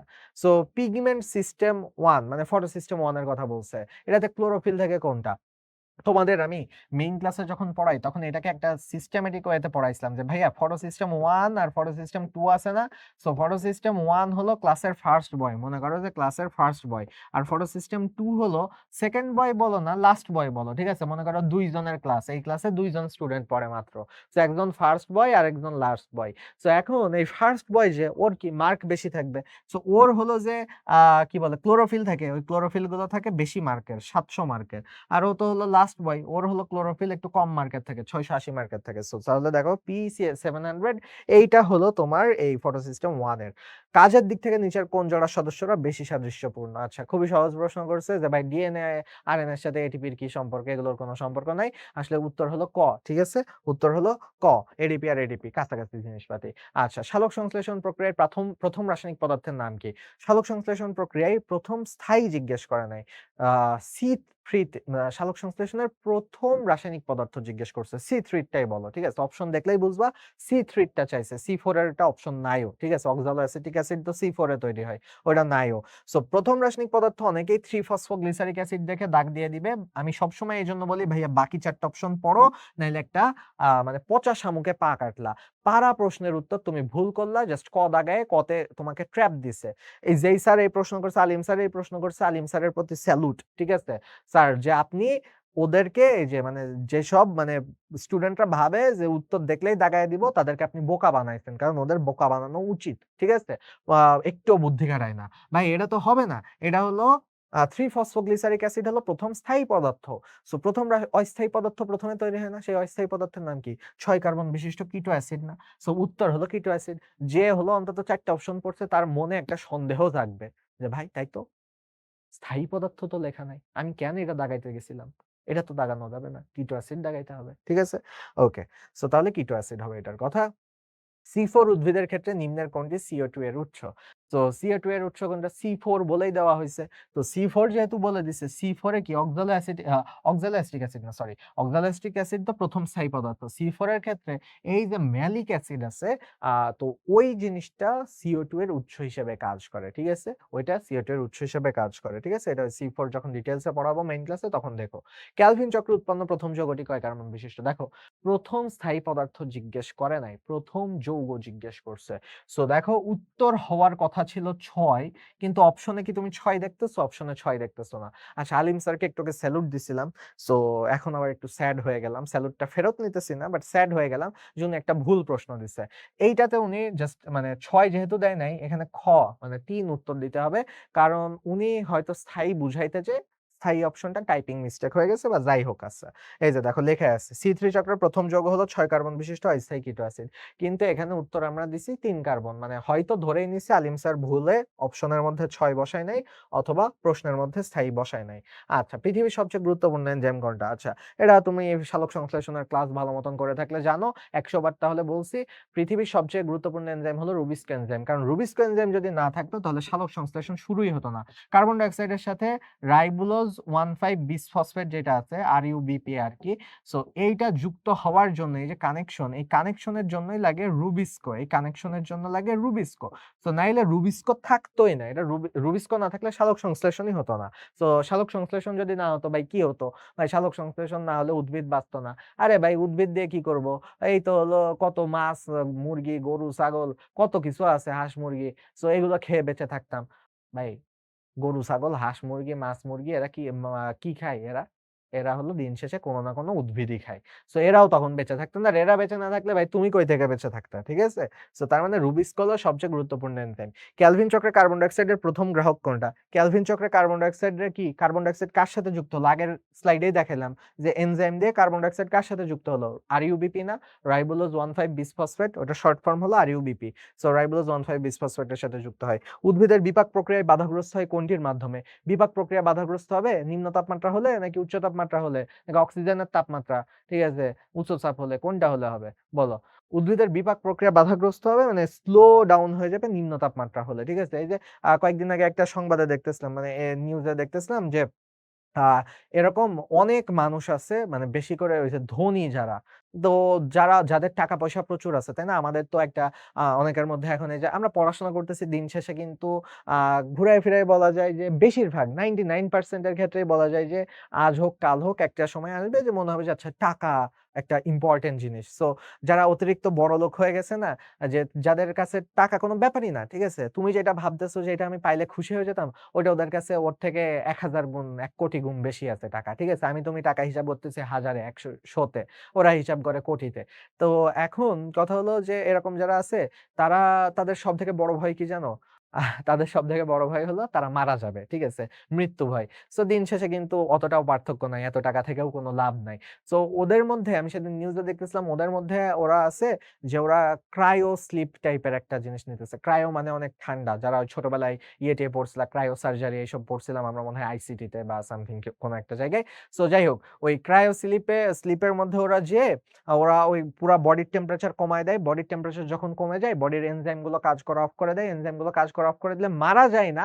বাট আ বডি আর বুড়া হয় না। মানে বরফে জমে গেলে কি একটা জিনিস আমরা ফ্রিজে যখন রেখে দিই, ওটা কি আর পচা শুরু করে? পচে না। ওরকমই থেকে যায়। সো কাইন্ড অফ ওরা এক প্রকার মরেও গেছে, আবার এক প্রকার কাইন্ড অফ ওরা বরফের মধ্যে বেঁচেও আছে। মরা বাঁচার মাঝামাঝি, মানে কে মরে আছে না বেঁচে আছে সেটা উপরওয়ালাই ভালো বলতে পারে। সো ওরা ওইভাবে আছে। যাই হোক, ওইটার থেকে মনে পড়লো, ওইটা আরকি বলতেছিলাম যে গাছপালার ক্ষেত্রেও যদি সেম কাহিনী হয় যে বরফের দেশে যেসব গাছপালা আছে, ওরাও তো কাইন্ড অফ ন্যাচারালি ওইরকম ক্রায়োস্লিপে চলে যাচ্ছে। সো ওদের বডির এনজাইম কাজ করতেছে না। তখন বিপাক প্রক্রিয়া বাধাগ্রস্ত হয়। আর তাপমাত্রা যদি বেশি হয়, বিপাক প্রক্রিয়া এক পর্যায় পর্যন্ত বাড়তে অতিরিক্ত বেশি হয়ে গেলে ভাই মরেই যাব। ঠিক আছে? অতিরিক্ত বেশি হয়ে গেলে মরেই যাব। C4 উদ্ভিদ কি? একটু আগে বলছিলাম না যে আখ হলো C4 উদ্ভিদ এবং আখের বৈজ্ঞানিক নাম আসবে। দেখো তো বের করছো আখের বৈজ্ঞানিক নাম? যারা বের করছো আর যাদের মনে আছে ভালো কথা। এই যে দেখো স্যাক্কারাম অফিসিনেরাম। ঠিক আছে? আমি মনে রাখতাম এইভাবে, ছবি মাথার মধ্যে ভাবতাম যে আব্বু অফিসে একটা আখ নিয়ে যাচ্ছে। ঠিক আছে? এরকম করে। বা এই যে এখন তো শিখো তো অফিস করতে আসি। সো তাইলে এখন ভাবো যে ভাইয়া শিখর অফিসে একটা আখ নিয়ে আসতেছে সবাইকে খাওয়ানোর জন্য। ঠিক আছে? সো তাহলে অফিস আছে নামের মধ্যে। আচ্ছা। স্যাক্কারাম অফিসিনেরাম। আর স্যাক্কারাম মানে স্যাকারিন মানে কি মিষ্টি। যারা কোষ রসায়ন পড়ছো তারা জানো মনোস্যাকারাইড, ট্যাকারাইড, পলিস্যাকারাইড আছে। স্যাকারাইড বা স্যাকারাম মানে মিষ্টি, চিনি। ওকে? সো C3 চক্রের CO2 গ্রহণকারী যৌগটি কত কার্বন বিশিষ্ট? এই যে মাত্র যেটা পড়াইলাম সেটাই। CO2 গ্রহণ কে করতেছে ভাই? CO2 গ্রহণ করতেছে রাইবোলোজ 1,5 বিসফসফেট। এখন তোমরা দেখো এই যে রাইবোলোজ হলো কি ভাইয়া? রাইবোলোজ কয় কার্বন বিশিষ্ট বলো তো? রাইবোলোজ কিন্তু ৫ কার্বন বিশিষ্ট, তাই না? ৫ কার্বন বিশিষ্ট। এই রাইবোলোজ দিয়ে এর সাথে, মানে দেখো এই ৫ কার্বন বিশিষ্ট এটাই যখন কার্বন ডাই অক্সাইডের সাথে যুক্ত হয় তখন এটা কিটো অ্যাসিড তৈরি করে। কিটো অ্যাসিডটা হলো তখন কি ৫ আর ১, এই যে এইখানকার ১ আর এখানকার ৫, ৬ কার্বন বিশিষ্ট হয়ে যায়। তারপরে এটা ভেঙে ২ ভাগ হয়ে যায়। ২ ভাগ হয়ে ২ অণু 3-ফসফোগ্লিসারিক অ্যাসিড তৈরি করে, 3-PGA তৈরি করে। সো 3-PGA এটা হলো আবার ৩ কার্বন বিশিষ্ট। কারণ কি হলো ৩ দুগুণে ৬। সো তাহলে আশা করি সব কয়টা কার্বনের সংখ্যার হিসাব বুঝাই দিছি। Ribulose ৫ carbon, keto acid ৬ carbon আর ফসফোগ্লিসারিক অ্যাসিড ৩ কার্বন বিশিষ্ট। সো তাহলে ৫ কার্বন এটা।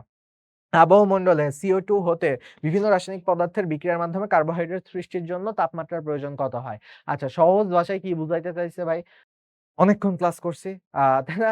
শ্বসন সালোক সংশ্লেষণ অল্প একটু বাকি আছে, শ্বসন অল্প একটু বাকি আছে। প্যারা নাই। আমরা ক্লাসের ৩ ভাগের ২ ভাগ শেষ করে ফেলছি। সো এখন চলো আমরা দেখি আবহমণ্ডলের কার্বন ডাই অক্সাইড হতে বিভিন্ন রাসায়নিক প্রক্রিয়ার মাধ্যমে যে কার্বোহাইড্রেট সৃষ্টি হয়। সহজ ভাষায় বলতে চাইছে সালোক সংশ্লেষণে কত তাপমাত্রা লাগে ভাই? এত লম্বা কাহিনী করছে তোমারে কনফিউজড করার জন্য। সালোক সংশ্লেষণে কত তাপমাত্রা লাগে? ভাই আমরা জানি সালোক সংশ্লেষণের আইডিয়াল তাপমাত্রা কত? যে হলো ১০ থেকে ২৫ ডিগ্রি না। আ কার্বন ৩০ থেকে ৪৫ ডিগ্রি। ঠিক আছে? যদিও হলো তোমার এই যে ২২ থেকে ৩৫ এক জায়গায় লেখা আছে। বাট ২২ থেকে ৩৫ অপশনে না থাকতে ৩০ থেকে ৪৫ দিও। ঠিক আছে? এটা শ্বসনের জন্য আইডিয়াল তাপমাত্রা। নিচের কোনটি আয়রন, সালফার, প্রোটিন? আচ্ছা। আয়রন কি ভাই? আয়রন হলো Fe। আয়রন হলো Fe না? ফেরাসকে আয়রন বলি না? সো ভাইয়া এটা দিয়ে মনে রাখতাম যে আয়রন, সালফার হলে সেটা হলো ফেরিডক্সিন। এই যে আয়রন, সালফার, ফেরিডক্সিন। ঠিক আছে? বাকিগুলো নামের ভিতরে তো ফেরি নাই। আচ্ছা। নিচের কোনটি বাতাসে CO2 এর সাহায্যে বিভিন্ন রাসায়নিক বিক্রিয়ার মাধ্যমে কার্বোহাইড্রেট তৈরির পদ্ধতি?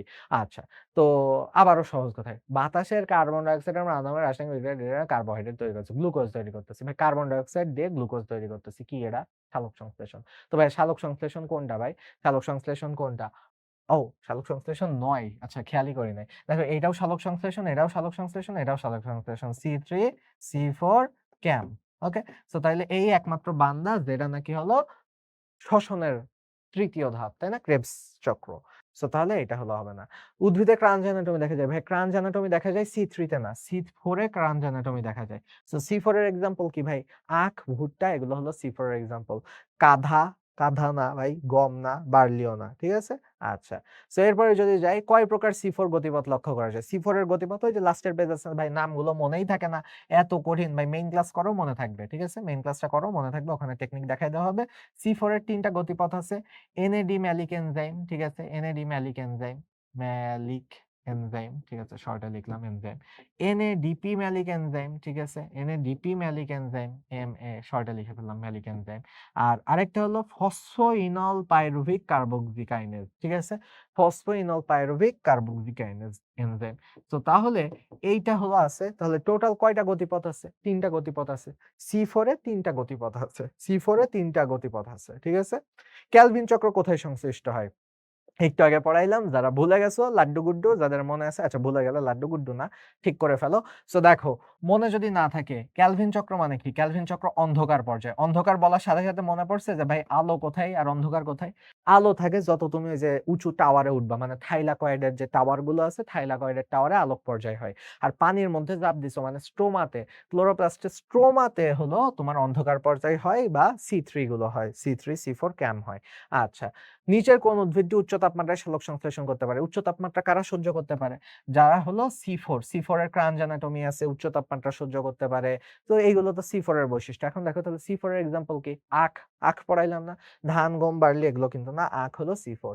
C4 এর প্রথম স্থায়ী পদার্থ কি ভাই? খুবই সহজ জিনিস। C4 এর প্রথম স্থায়ী পদার্থ হলো ৪ কার্বন বিশিষ্ট OAA অক্সালো অ্যাসিটিক অ্যাসিড। খ খ অক্সালো অ্যাসিটিক অ্যাসিড। এরপর সে ক্যালভিন চক্রে বায়ুস্থ CO2 স্ট্রোমাতে প্রবেশ করে কয় কার্বন বিশিষ্ট যৌগের যুক্ত করে? ভাই বহুত কাহিনী করছে। দেখো এত লম্বা, লম্বা প্রশ্ন আসে কিন্তু এগুলো কিন্তু খুবই সহজ প্রশ্ন।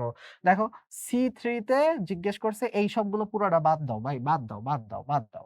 C3 তে কয় কার্বন বিশিষ্ট যৌগের সাথে যুক্ত হয়? হ্যাঁ, C3 তে কি হচ্ছিল? কার্বন ডাই অক্সাইড কার সাথে যুক্ত হচ্ছিল? RUBP র সাথে যুক্ত হচ্ছিল না।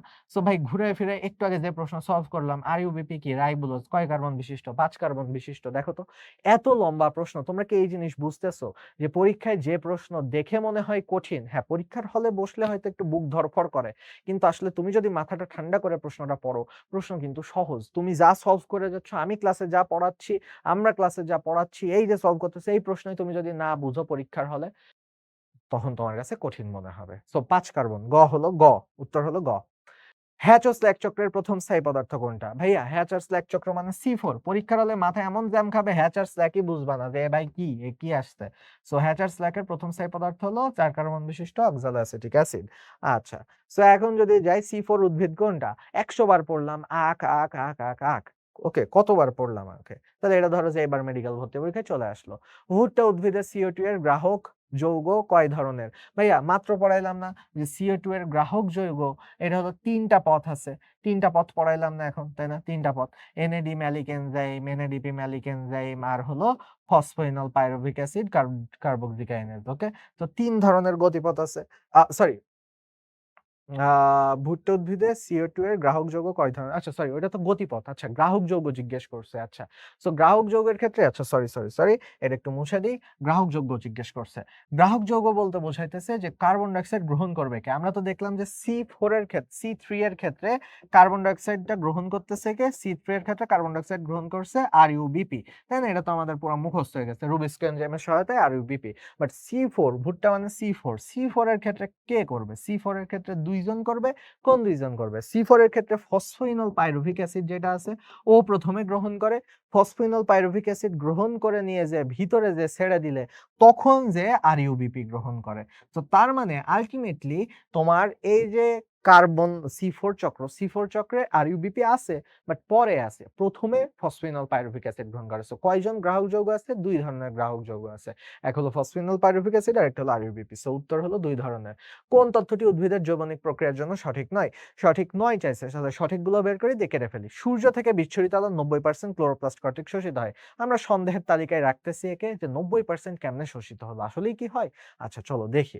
আর pH ৭ এর কাছাকাছি থাকলে পটানোটা খুলে যায়। হ্যাঁ, আমরা জানি অ্যাসিডিক হয়ে গেলে বন্ধ হয়ে যায়। আর ৭ এর কাছাকাছি থাকলে নিউট্রাল থাকলে এটা খুলে যায়। সো তাহলে এটা সঠিক কথা। সঠিক নয় চাইছে তাই কেটে দিলাম।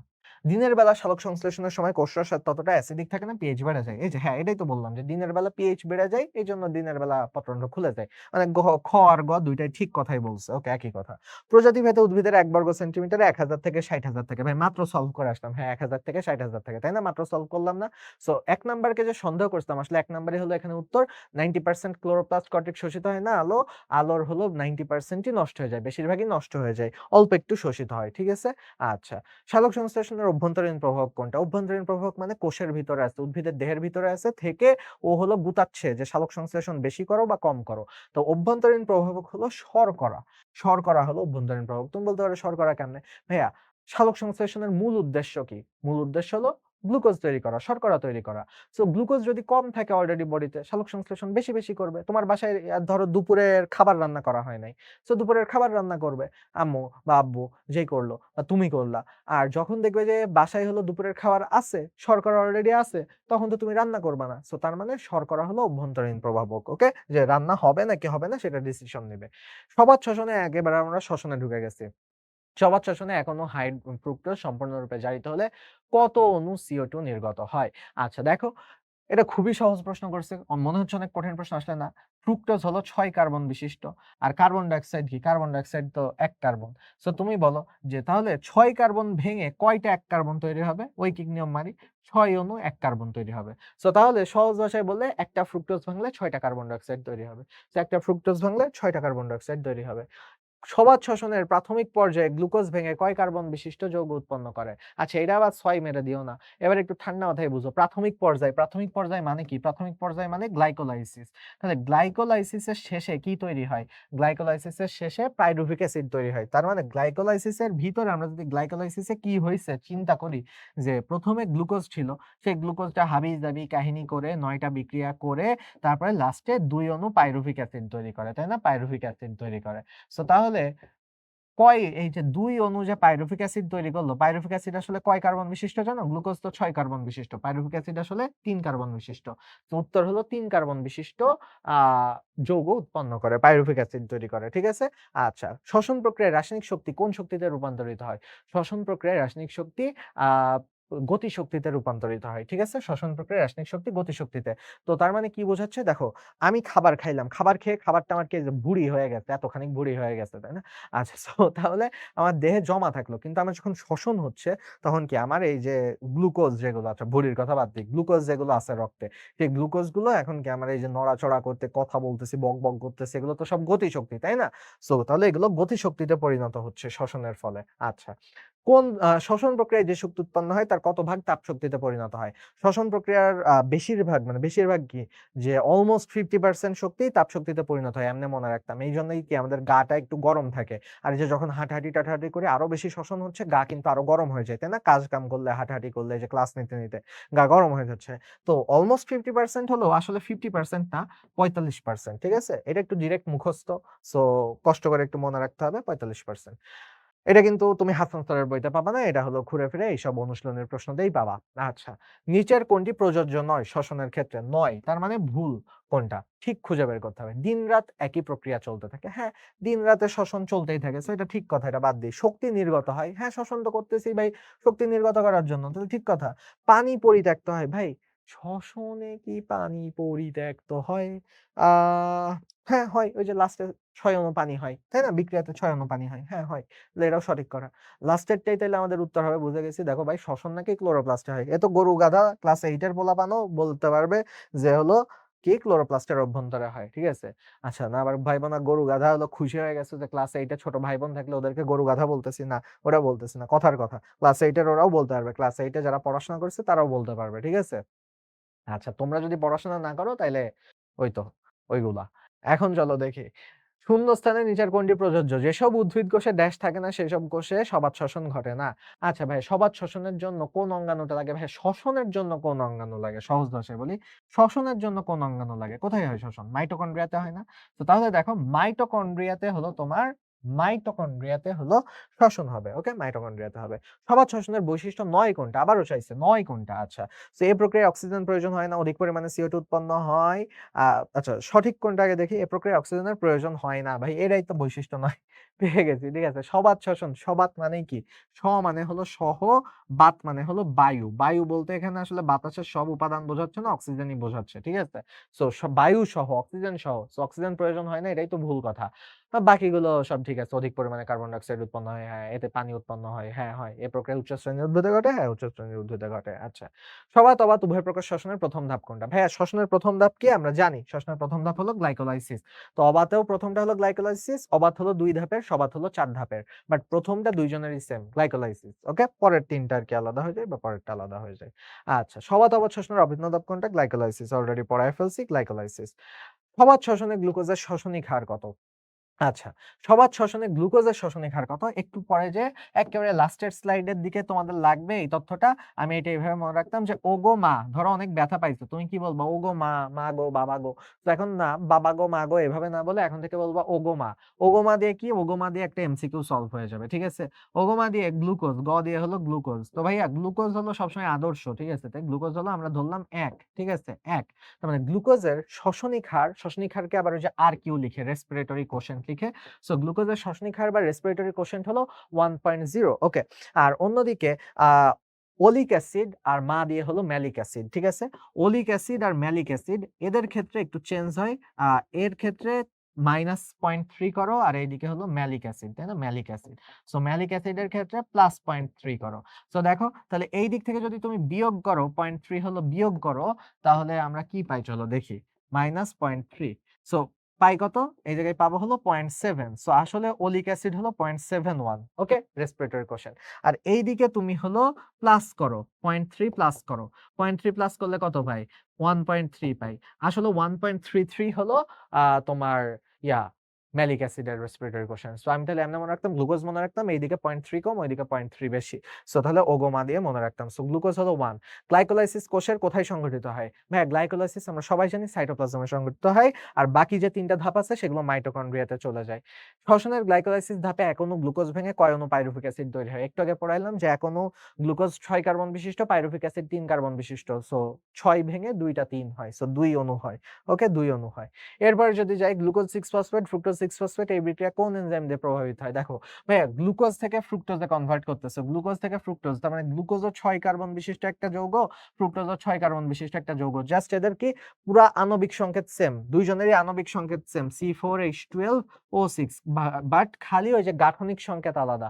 তো আণবিক সংকেত সেম, গাঠনিক সংকেত আলাদা। এদেরকে আমরা কি বলি? আইসোমার বলি না? তার মানে এরা একজন আরেকজনের আইসোমার। সো একটা আইসোমার থেকে আরেকটা আইসোমারে পরিণত করতে চাও, ভাইয়া কোন এনজাইম লাগবে? আইসোমার টু আইসোমার করার জন্য ভাই নামের সাথে মিল রেখে আইসোমারেজ এনজাইম লাগবে। সো দেখো ভাই এর নাম হলো আইসোমারেজ এনজাইম। কোন এনজাইম লাগে? আইসোমারেজ এনজাইম লাগে।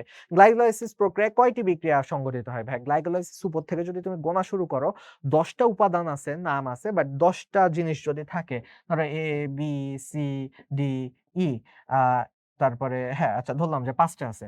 ৫ টার মধ্যে বিক্রিয়া আছে কয়টা? ১ টা, ২ টা, ৩ টা, ৪ টা। সেম ভাবে শ্বসনের ক্ষেত্রে ১০ টা আছে, মানে সবসময় একটা কম থাকবে। ১০ টা উপাদান থাকে আর বিক্রিয়া থাকে ৯ টা। ১০ টার থেকে একটা কম। ঠিক আছে? সো ৯ টা বিক্রিয়া থাকে, উপাদান থাকে ১০ টা আর বিক্রিয়া থাকে ৯ টা। ঠিক আছে? মনে রাখবা বিক্রিয়া হলো ৯ টা। বিক্রিয়া একটা কম থাকে ১০ টার থেকে। আচ্ছা, গ্লাইকোলাইসিসে মোট কত অণু এটিপি তৈরি হয়? খুবই সহজ জিনিস। গ্লাইকোলাইসিসে যদি সব হিসাব-নিকাশ বাদ দিই ৬ অণু এটিপি তৈরি হয়। ৮ অণু তৈরি হচ্ছিল, বাট ২ অণু খরচ হয়ে যায়। সো মোট জিজ্ঞেস করছে না? মোট যেহেতু জিজ্ঞেস করছে তাহলে ৬ অণু এটিপি তৈরি হচ্ছে। ওকে? ২ অণু বাদ হয়ে যাচ্ছে। গ্লাইকোলাইসিসের অপর নাম কি? গ্লাইকোলাইসিসের অপর নাম ইএমপি। ৩ জন বিজ্ঞানী তৈরি করছিল। এমডেন, মেয়ারহফ আর প্রানাস। ঠিক আছে? এমডেন, মেয়ারহফ আর প্রানাস ৩ জন বিজ্ঞানী তৈরি করছিল। সো এইজন্য এর নাম হইছে ইএমপি পাথওয়েও এটাকে ডাকা হয়, বা এটাকে কমন পাথওয়েও বলে। কারণ এটা সবাত শ্বসন, অবাত শ্বসনের কি বলে কমন ধাপ, সাধারণ গতিপথ, এইজন্য ২ টাতেই আছে। গ্লাইকোলাইসিস কোষের সাইটোপ্লাজমের কোন অংশে ঘটে? আচ্ছা, ভয় পাওয়ার কিছু নাই। খুবই সহজ প্রশ্ন করছে। সাইটোপ্লাজমের বেশ কয়েকটা অংশ আছে, ম্যাট্রিক্স, ট্যাট্রিক্স। এগুলো আসলে ওইভাবে ভাগ করে না। অক্সিজোমটা আছে মাইটোকন্ড্রিয়াতে, এটা হবে না। দানাদার অংশ হয় না, ম্যাট্রিক্সও হয় না। আসলে সাইটোসল মানে লিকুইড অংশটাতেই হয়। মানে সাইটোপ্লাজমের একটু ঘন একটা অংশ আছে, ঘন একটা অংশ হয় না। সাইটোপ্লাজমের একটু পানি, পানি যে অংশটা আছে সেইখানটাতেই হলো তোমার এই ইয়েটা হয়, গ্লাইকোলাইসিস হয়। প্রতি ২ অণু 3-ফসফোগ্লিসারোডিহাইড এক অণু এনজাইমের প্রভাবে ডাইহাইড্রক্সি অ্যাসিটন ফসফেটে পরিণত হলো। এইটা কোন এনজাইমের প্রভাবে হয়? আচ্ছা। সো যারা জানো না তাদের জন্য সমবেদনা। কোষ রসায়নে একটু বুদ্ধি থাকা লাগে। সেটা হলো দেখো গ্লিসারালডিহাইড, এখানে তার মানে কি 3-ফসফোগ্লিসারোডিহাইডে আমরা গ্লিসারালডিহাইডের দিকে ফোকাস করি। গ্লিসারালডিহাইড, ঠিক আছে? গ্লিসারালডিহাইড এইটা তোমার হলো এইটার আইসোমার কে জানো? বা এটার সমাণু কে জানো? এটার সমাণু হলো এই যে ডিএইচ এর ধাপ লিখে রাখছে না? আসলে ধাপ মানে হলো dihydroxy acetone phosphate, dihydroxy acetone. So তার মানে গ্লিসারালডিহাইডের আইসোমার হলো ডাইহাইড্রক্সি অ্যাসিটোন। গ্লিসারালডিহাইডের আইসোমার হলো ডাইহাইড্রক্সি অ্যাসিটোন। সো এর সাথে একটা ফসফেট যোগ করে দাও, তখন নাম হয়ে যায় 3-ফসফোগ্লিসারিক অ্যাসিড। এর সাথে একটা ফসফেট যুক্ত করে দাও, তখন নাম হয়ে যায় ধাপ, ডাইহাইড্রক্সি অ্যাসিটোন ফসফেট। ওকে? সো তাহলে এখন এইটার থেকে এইটাতে নিয়ে যেতে চাও, একজন আরেকজনের আইসোমার। তখন কোন এনজাইম লাগবে? তো আসলে দেখো অনেকে, আচ্ছা এখানে হলো আ কি বলে? এখানে তোমার হেক্সোকাইনেজ লাগবে না, ফসফোফ্রুক্টোকাইনেজ লাগবে না। কাইনেজ গুলো লাগে যখন তোমার ফসফেট যুক্ত বা মুক্ত করা লাগে। তাহলে কি কনফিউশন হলো অ্যালডোলেজ আর আইসোমারেজ এর মধ্যে লাগে। সো এখন তাহলে দেখো আইসোমার যেহেতু একজন আরেকজনের, তাহলে এখানে আইসোমারেজ লাগবে। অ্যালডোলেজ তো লাগতেছে না। অ্যালডোলেজ লাগে যখন অ্যালডিহাইড তৈরি করতে চাও। বাট আইসোমারেজ লাগবে একজন আরেকজনের আইসোমার। তাই লজিক্যালি। ডাইহাইড্রোক্সি অ্যাসিটোন ফসফেট কয় কার্বন বিশিষ্ট? আচ্ছা মাত্রই বললাম। গ্লিসারালডিহাইড, 3-ফসফোগ্লিসারালডিহাইড। এইটার নাকি আইসোমার হলো 3-ফসফোগ্লিসারালডিহাইডের আইসোমার হলো ডাইহাইড্রোক্সি অ্যাসিটোন। সো তুমি আমাকে বলো যে গ্লিসারালডিহাইড কয় কার্বন বিশিষ্ট ছিল? 3-ফসফোগ্লিসারালডিহাইড কয় কার্বন বিশিষ্ট? ৩ কার্বন। সো এইটার আইসোমার যে হলো ডাইহাইড্রোক্সি অ্যাসিটোন, এই বান্দা কয় কার্বন বিশিষ্ট হবে? আইসোমার মানে কি? সেম, হুবহু সেম, তাই না? খালি গাঠনিক বিন্যাসটা আলাদা। সো ৩ কার্বন বিশিষ্ট হবে। গ্লাইকোলাইসিসের সময় NADH+ থেকে কয়টা এটিপি পাওয়া যায়? ঠিক আছে? গ্লাইকোলাইসিসের সময় NADH+ যেটা তৈরি হয় সেখান থেকে ৩ টা উত্তর আজিবুর স্যারের বইতে লেখা আছে, কিন্তু হাসান স্যারের বই অনুযায়ী, এইজন্য এটা আমি আগে উত্তরটা বের করে নিলাম। হাসান স্যারের বই অনুযায়ী এটা হলো খ হবে উত্তর। হাসান স্যার বলছে নতুন বইতে যে যে NADH+H+ টা তৈরি হয় সেটা আসলে একটু দুর্বল হয়। হওয়ার কথা NADH+H+ থেকে ৩ টা, বাট গ্লাইকোলাইসিসে যে NADH+H+ তৈরি হয় সেটা দুর্বল হয়। এটা মেইন ক্লাসে আরো ডিটেইলসে বলা হবে। আচ্ছা, গ্লাইকোলাইসিস প্রক্রিয়া সম্পন্ন করতে কয়টা এনজাইম কাজ করে? ভাইয়া গ্লাইকোলাইসিসে কি ৯ টা বিক্রিয়া হয় না? সো গ্লাইকোলাইসিসে ৯ টা বিক্রিয়াতে ১০ টা এনজাইম লাগে। ঠিক আছে? এক জায়গায় ২ টা এনজাইম লাগে। সো ৯ টা বিক্রিয়াতে ১০ টা এনজাইম লাগে। সো মনে রেখো। তোমার গ্লাইকোলাইসিসে উপাদান আছে ১০ টা, উপাদান হলো ১০ টা। তারপরে হলো তোমার বিক্রিয়া হলো ৯ টা, বিক্রিয়া ৯ টা। আর এনজাইম হলো আবার ১০ টা। ঠিক আছে? এনজাইম একটা বেশি লাগে। তোমরা নিজেরা গুণে দেখো, এনজাইম এক জায়গায় একটু বেশি লাগে। এক জায়গায় একটু গোজামিল টাইপের হয়ে গেছে, ওখানে বেশি লাগে, ১০ টা লাগে। নিচের কোনটা গ্লাইকোলাইসিস প্রক্রিয়ার সাথে জড়িত? আচ্ছা নাম দেখেই বোঝা যাচ্ছে। ইনোলেজ, ওই যে ইনোলেজটা হলো গ্লাইকোলাইসিসের সাথে যুক্ত। এটা ওই যে ফসফোইনোল পাইরুভিক অ্যাসিড থেকে তোমার খালি পাইরুভিক অ্যাসিডে কনভার্ট করতে ইনোলেজটা লাগে। সো যারা পড়ছো গ্লাইকোলাইসিস তারা জানো, মেইন ক্লাসে এগুলো ডিটেইলসে বলা হবে। আচ্ছা, পাইরুভিক থেকে অ্যাসিটাইল কোয়ের কি উৎপন্ন হয়? ঠিক আছে? পাইরুভিক অ্যাসিড থেকে অ্যাসিটাইল কোয়ে এর সাথে কি উৎপন্ন হয়? আচ্ছা, পাইরুভিক অ্যাসিড থেকে অ্যাসিটাইল কোয়ে যখন তৈরি হয় তখন কার্বন ডাই অক্সাইড আর NADH+ তৈরি হয়। So C carbon die oxide আর NADH+ তৈরি হয়। ওই যে আমরা দ্বিতীয় ধাপের কথা চিন্তা করতেছি, অ্যাসিটাইল কোয়ে সৃষ্টি, ওই ধাপটার কথা চিন্তা করো। ওই ধাপটাতে যখন হয় ২ টা অণু কার্বন ডাই অক্সাইড বের হয়ে যায় আর NADH+ তৈরি হয়। আচ্ছা, গ্লাইকোলাইসিস প্রক্রিয়ায় ব্যয়িত শক্তি কত এনএডিপি? এটা একটু আগে বললাম না যে তৈরি হচ্ছে ৮ অণু, বাট মোট যখন জিজ্ঞেস করলাম আমি ২ অণু বাদ দিলাম কারণ ২ অণু এটিপি খরচ হয়ে যাচ্ছে।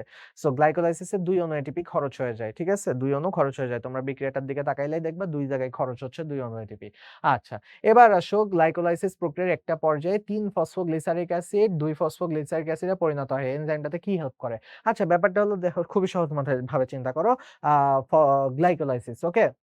গ্লাইকোলাইসিসে ওই লাস্টের দিকে যে ৩ ফসফোগ্লিসারিক অ্যাসিডটা ২ ফসফোগ্লিসারিক হয়ে যাচ্ছে। তার মানে গ্লিসারিক অ্যাসিডের মধ্যে ফসফেটটা ৩ নাম্বার কার্বন থেকে ২ নাম্বার কার্বনে শিফট করতেছে। তো এটা কি বড় কোনো শিফট যে ও সবকিছু চেঞ্জ হয়ে যাচ্ছে? ব্যাপারটা তো এরকম না।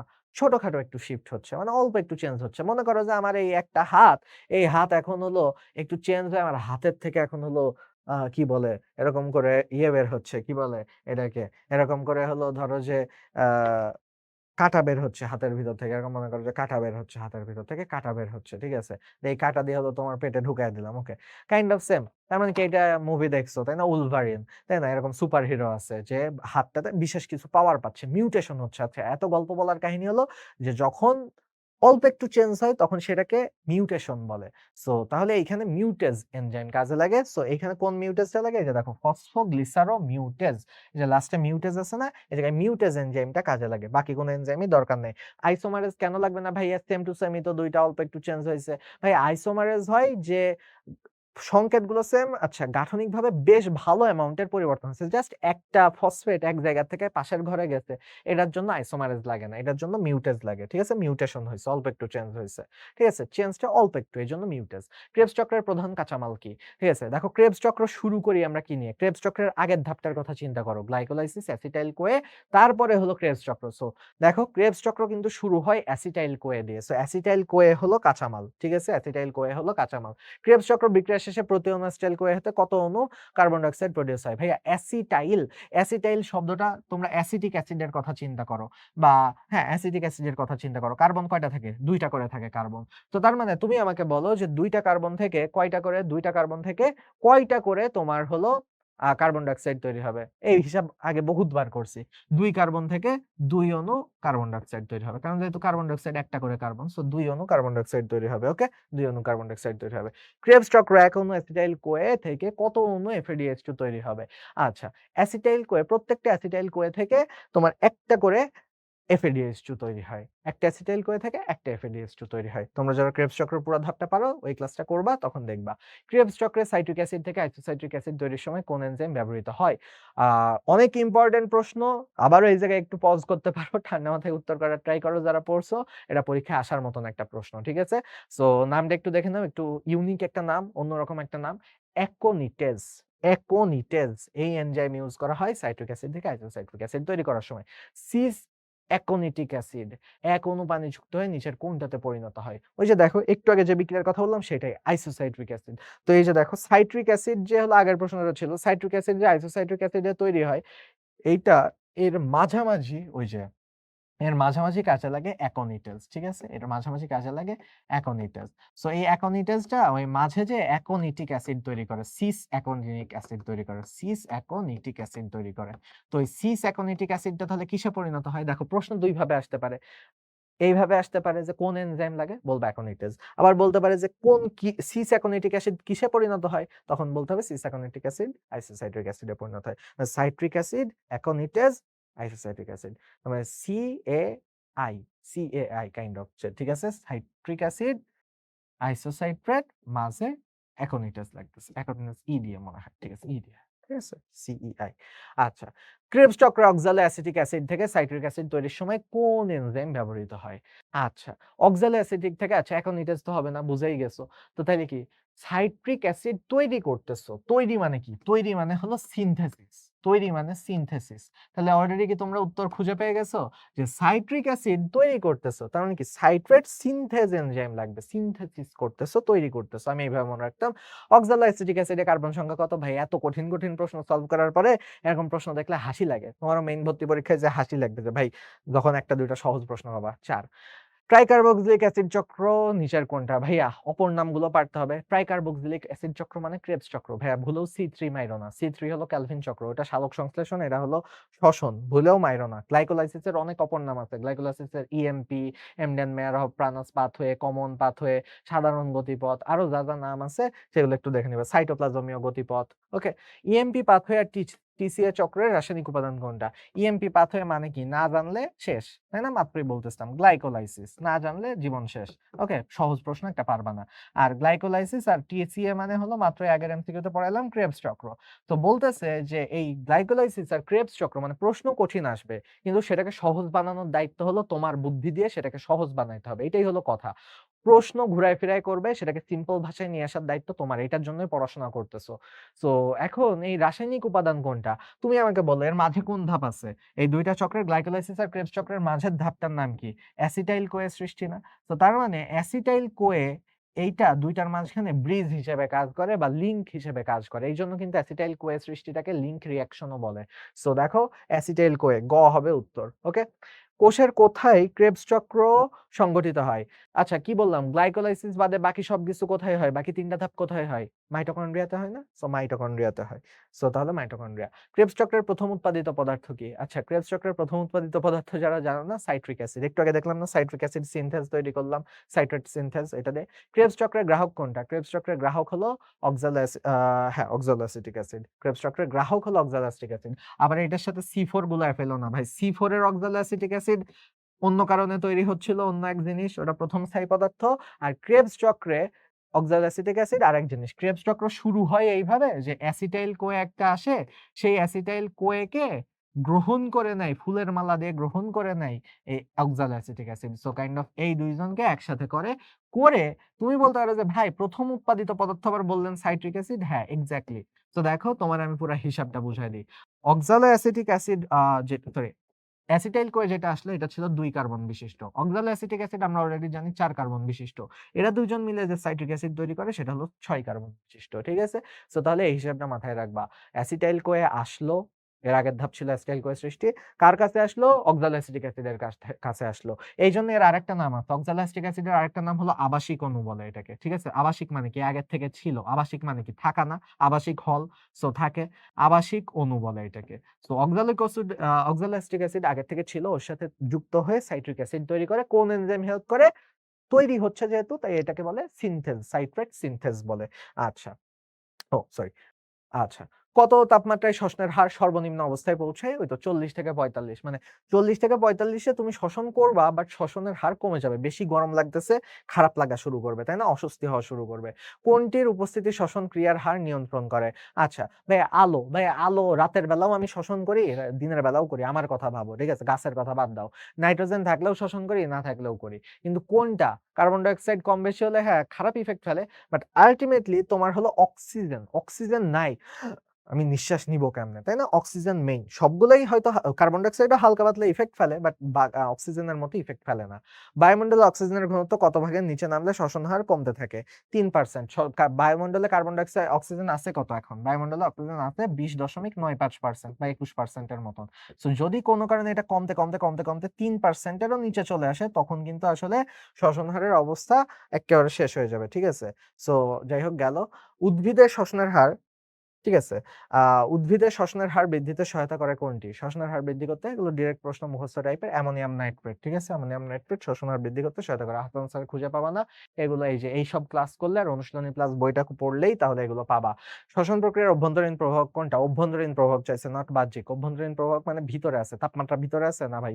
আলো ভিতরে আছে? না ভাই, আলো ভিতরে নাই। খনিজ লবণ ভিতরে আছে। সো তাহলে খনিজ লবণ মানে যতটুকু খনিজ লবণ থাকবে ওগুলো কাইন্ড অফ প্রভাবক হিসেবে কাজ করে। সো ওগুলো না থাকলে কিন্তু ঠিকঠাক মতো না থাকলে শ্বসন হবে না। ওকে? অবাধ শ্বসনে কত অণু নিট এটিপি উৎপাদিত হয়? অবাধ শ্বসনে টোটাল সব মিলায়ে হাবিজাবি করে ২ অণু এটিপি তৈরি হয়। অবাধ শ্বসন কি অক্সিজেন ছাড়া বেশি শক্তি তৈরি করতে পারে না। ২ অণু এটিপি তৈরি করে ও শেষ ওখানেই। দৌড়বিদদের মাংসপেশিতে কোন অ্যাসিড প্রস্তুত হয়?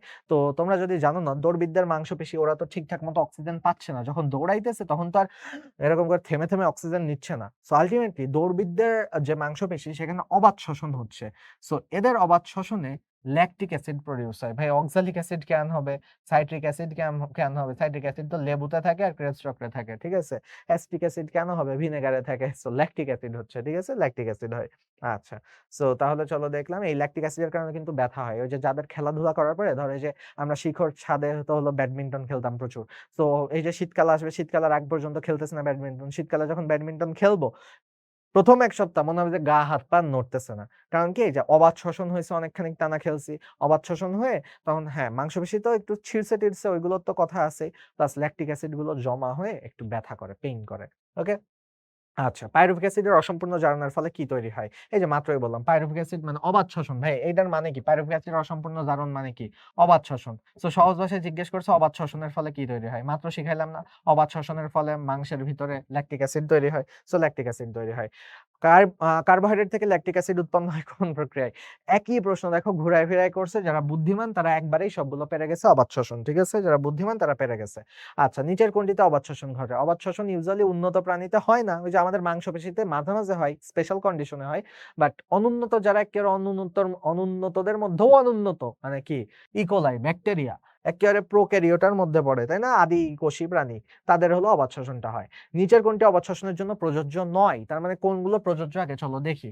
আচ্ছা, পানি উৎপন্ন হয় না। আচ্ছা দেখি সন্দেহের চোখে রাখলাম। অ্যালকোহল, ল্যাকটিক অ্যাসিড উৎপন্ন হয় না। এটা এক্কেবারে প্রযোজ্য নয়। অ্যালকোহল আর ল্যাকটিক অ্যাসিড তৈরি হয়। মানে এইটা হলো আসল উত্তর। এটা প্রযোজ্য নয়। ঠিক আছে? বাকিগুলো সবই হবে। পানি উৎপন্ন হয় না। হ্যাঁ, এটা সত্যি কথা। পানি তৈরি হয় না অবাধ শ্বসনে। ওখানে খালি অ্যালকোহল আর ল্যাকটিক অ্যাসিড উৎপন্ন হয়। ২ টা এটিপি উৎপন্ন হয় একটু আগে দেখাইলাম। পাইরুভিক অ্যাসিড অসম্পূর্ণরূপে জারিত হয়। তার মানে এইটাও ঠিক, এটাও ঠিক, এটাও ঠিক।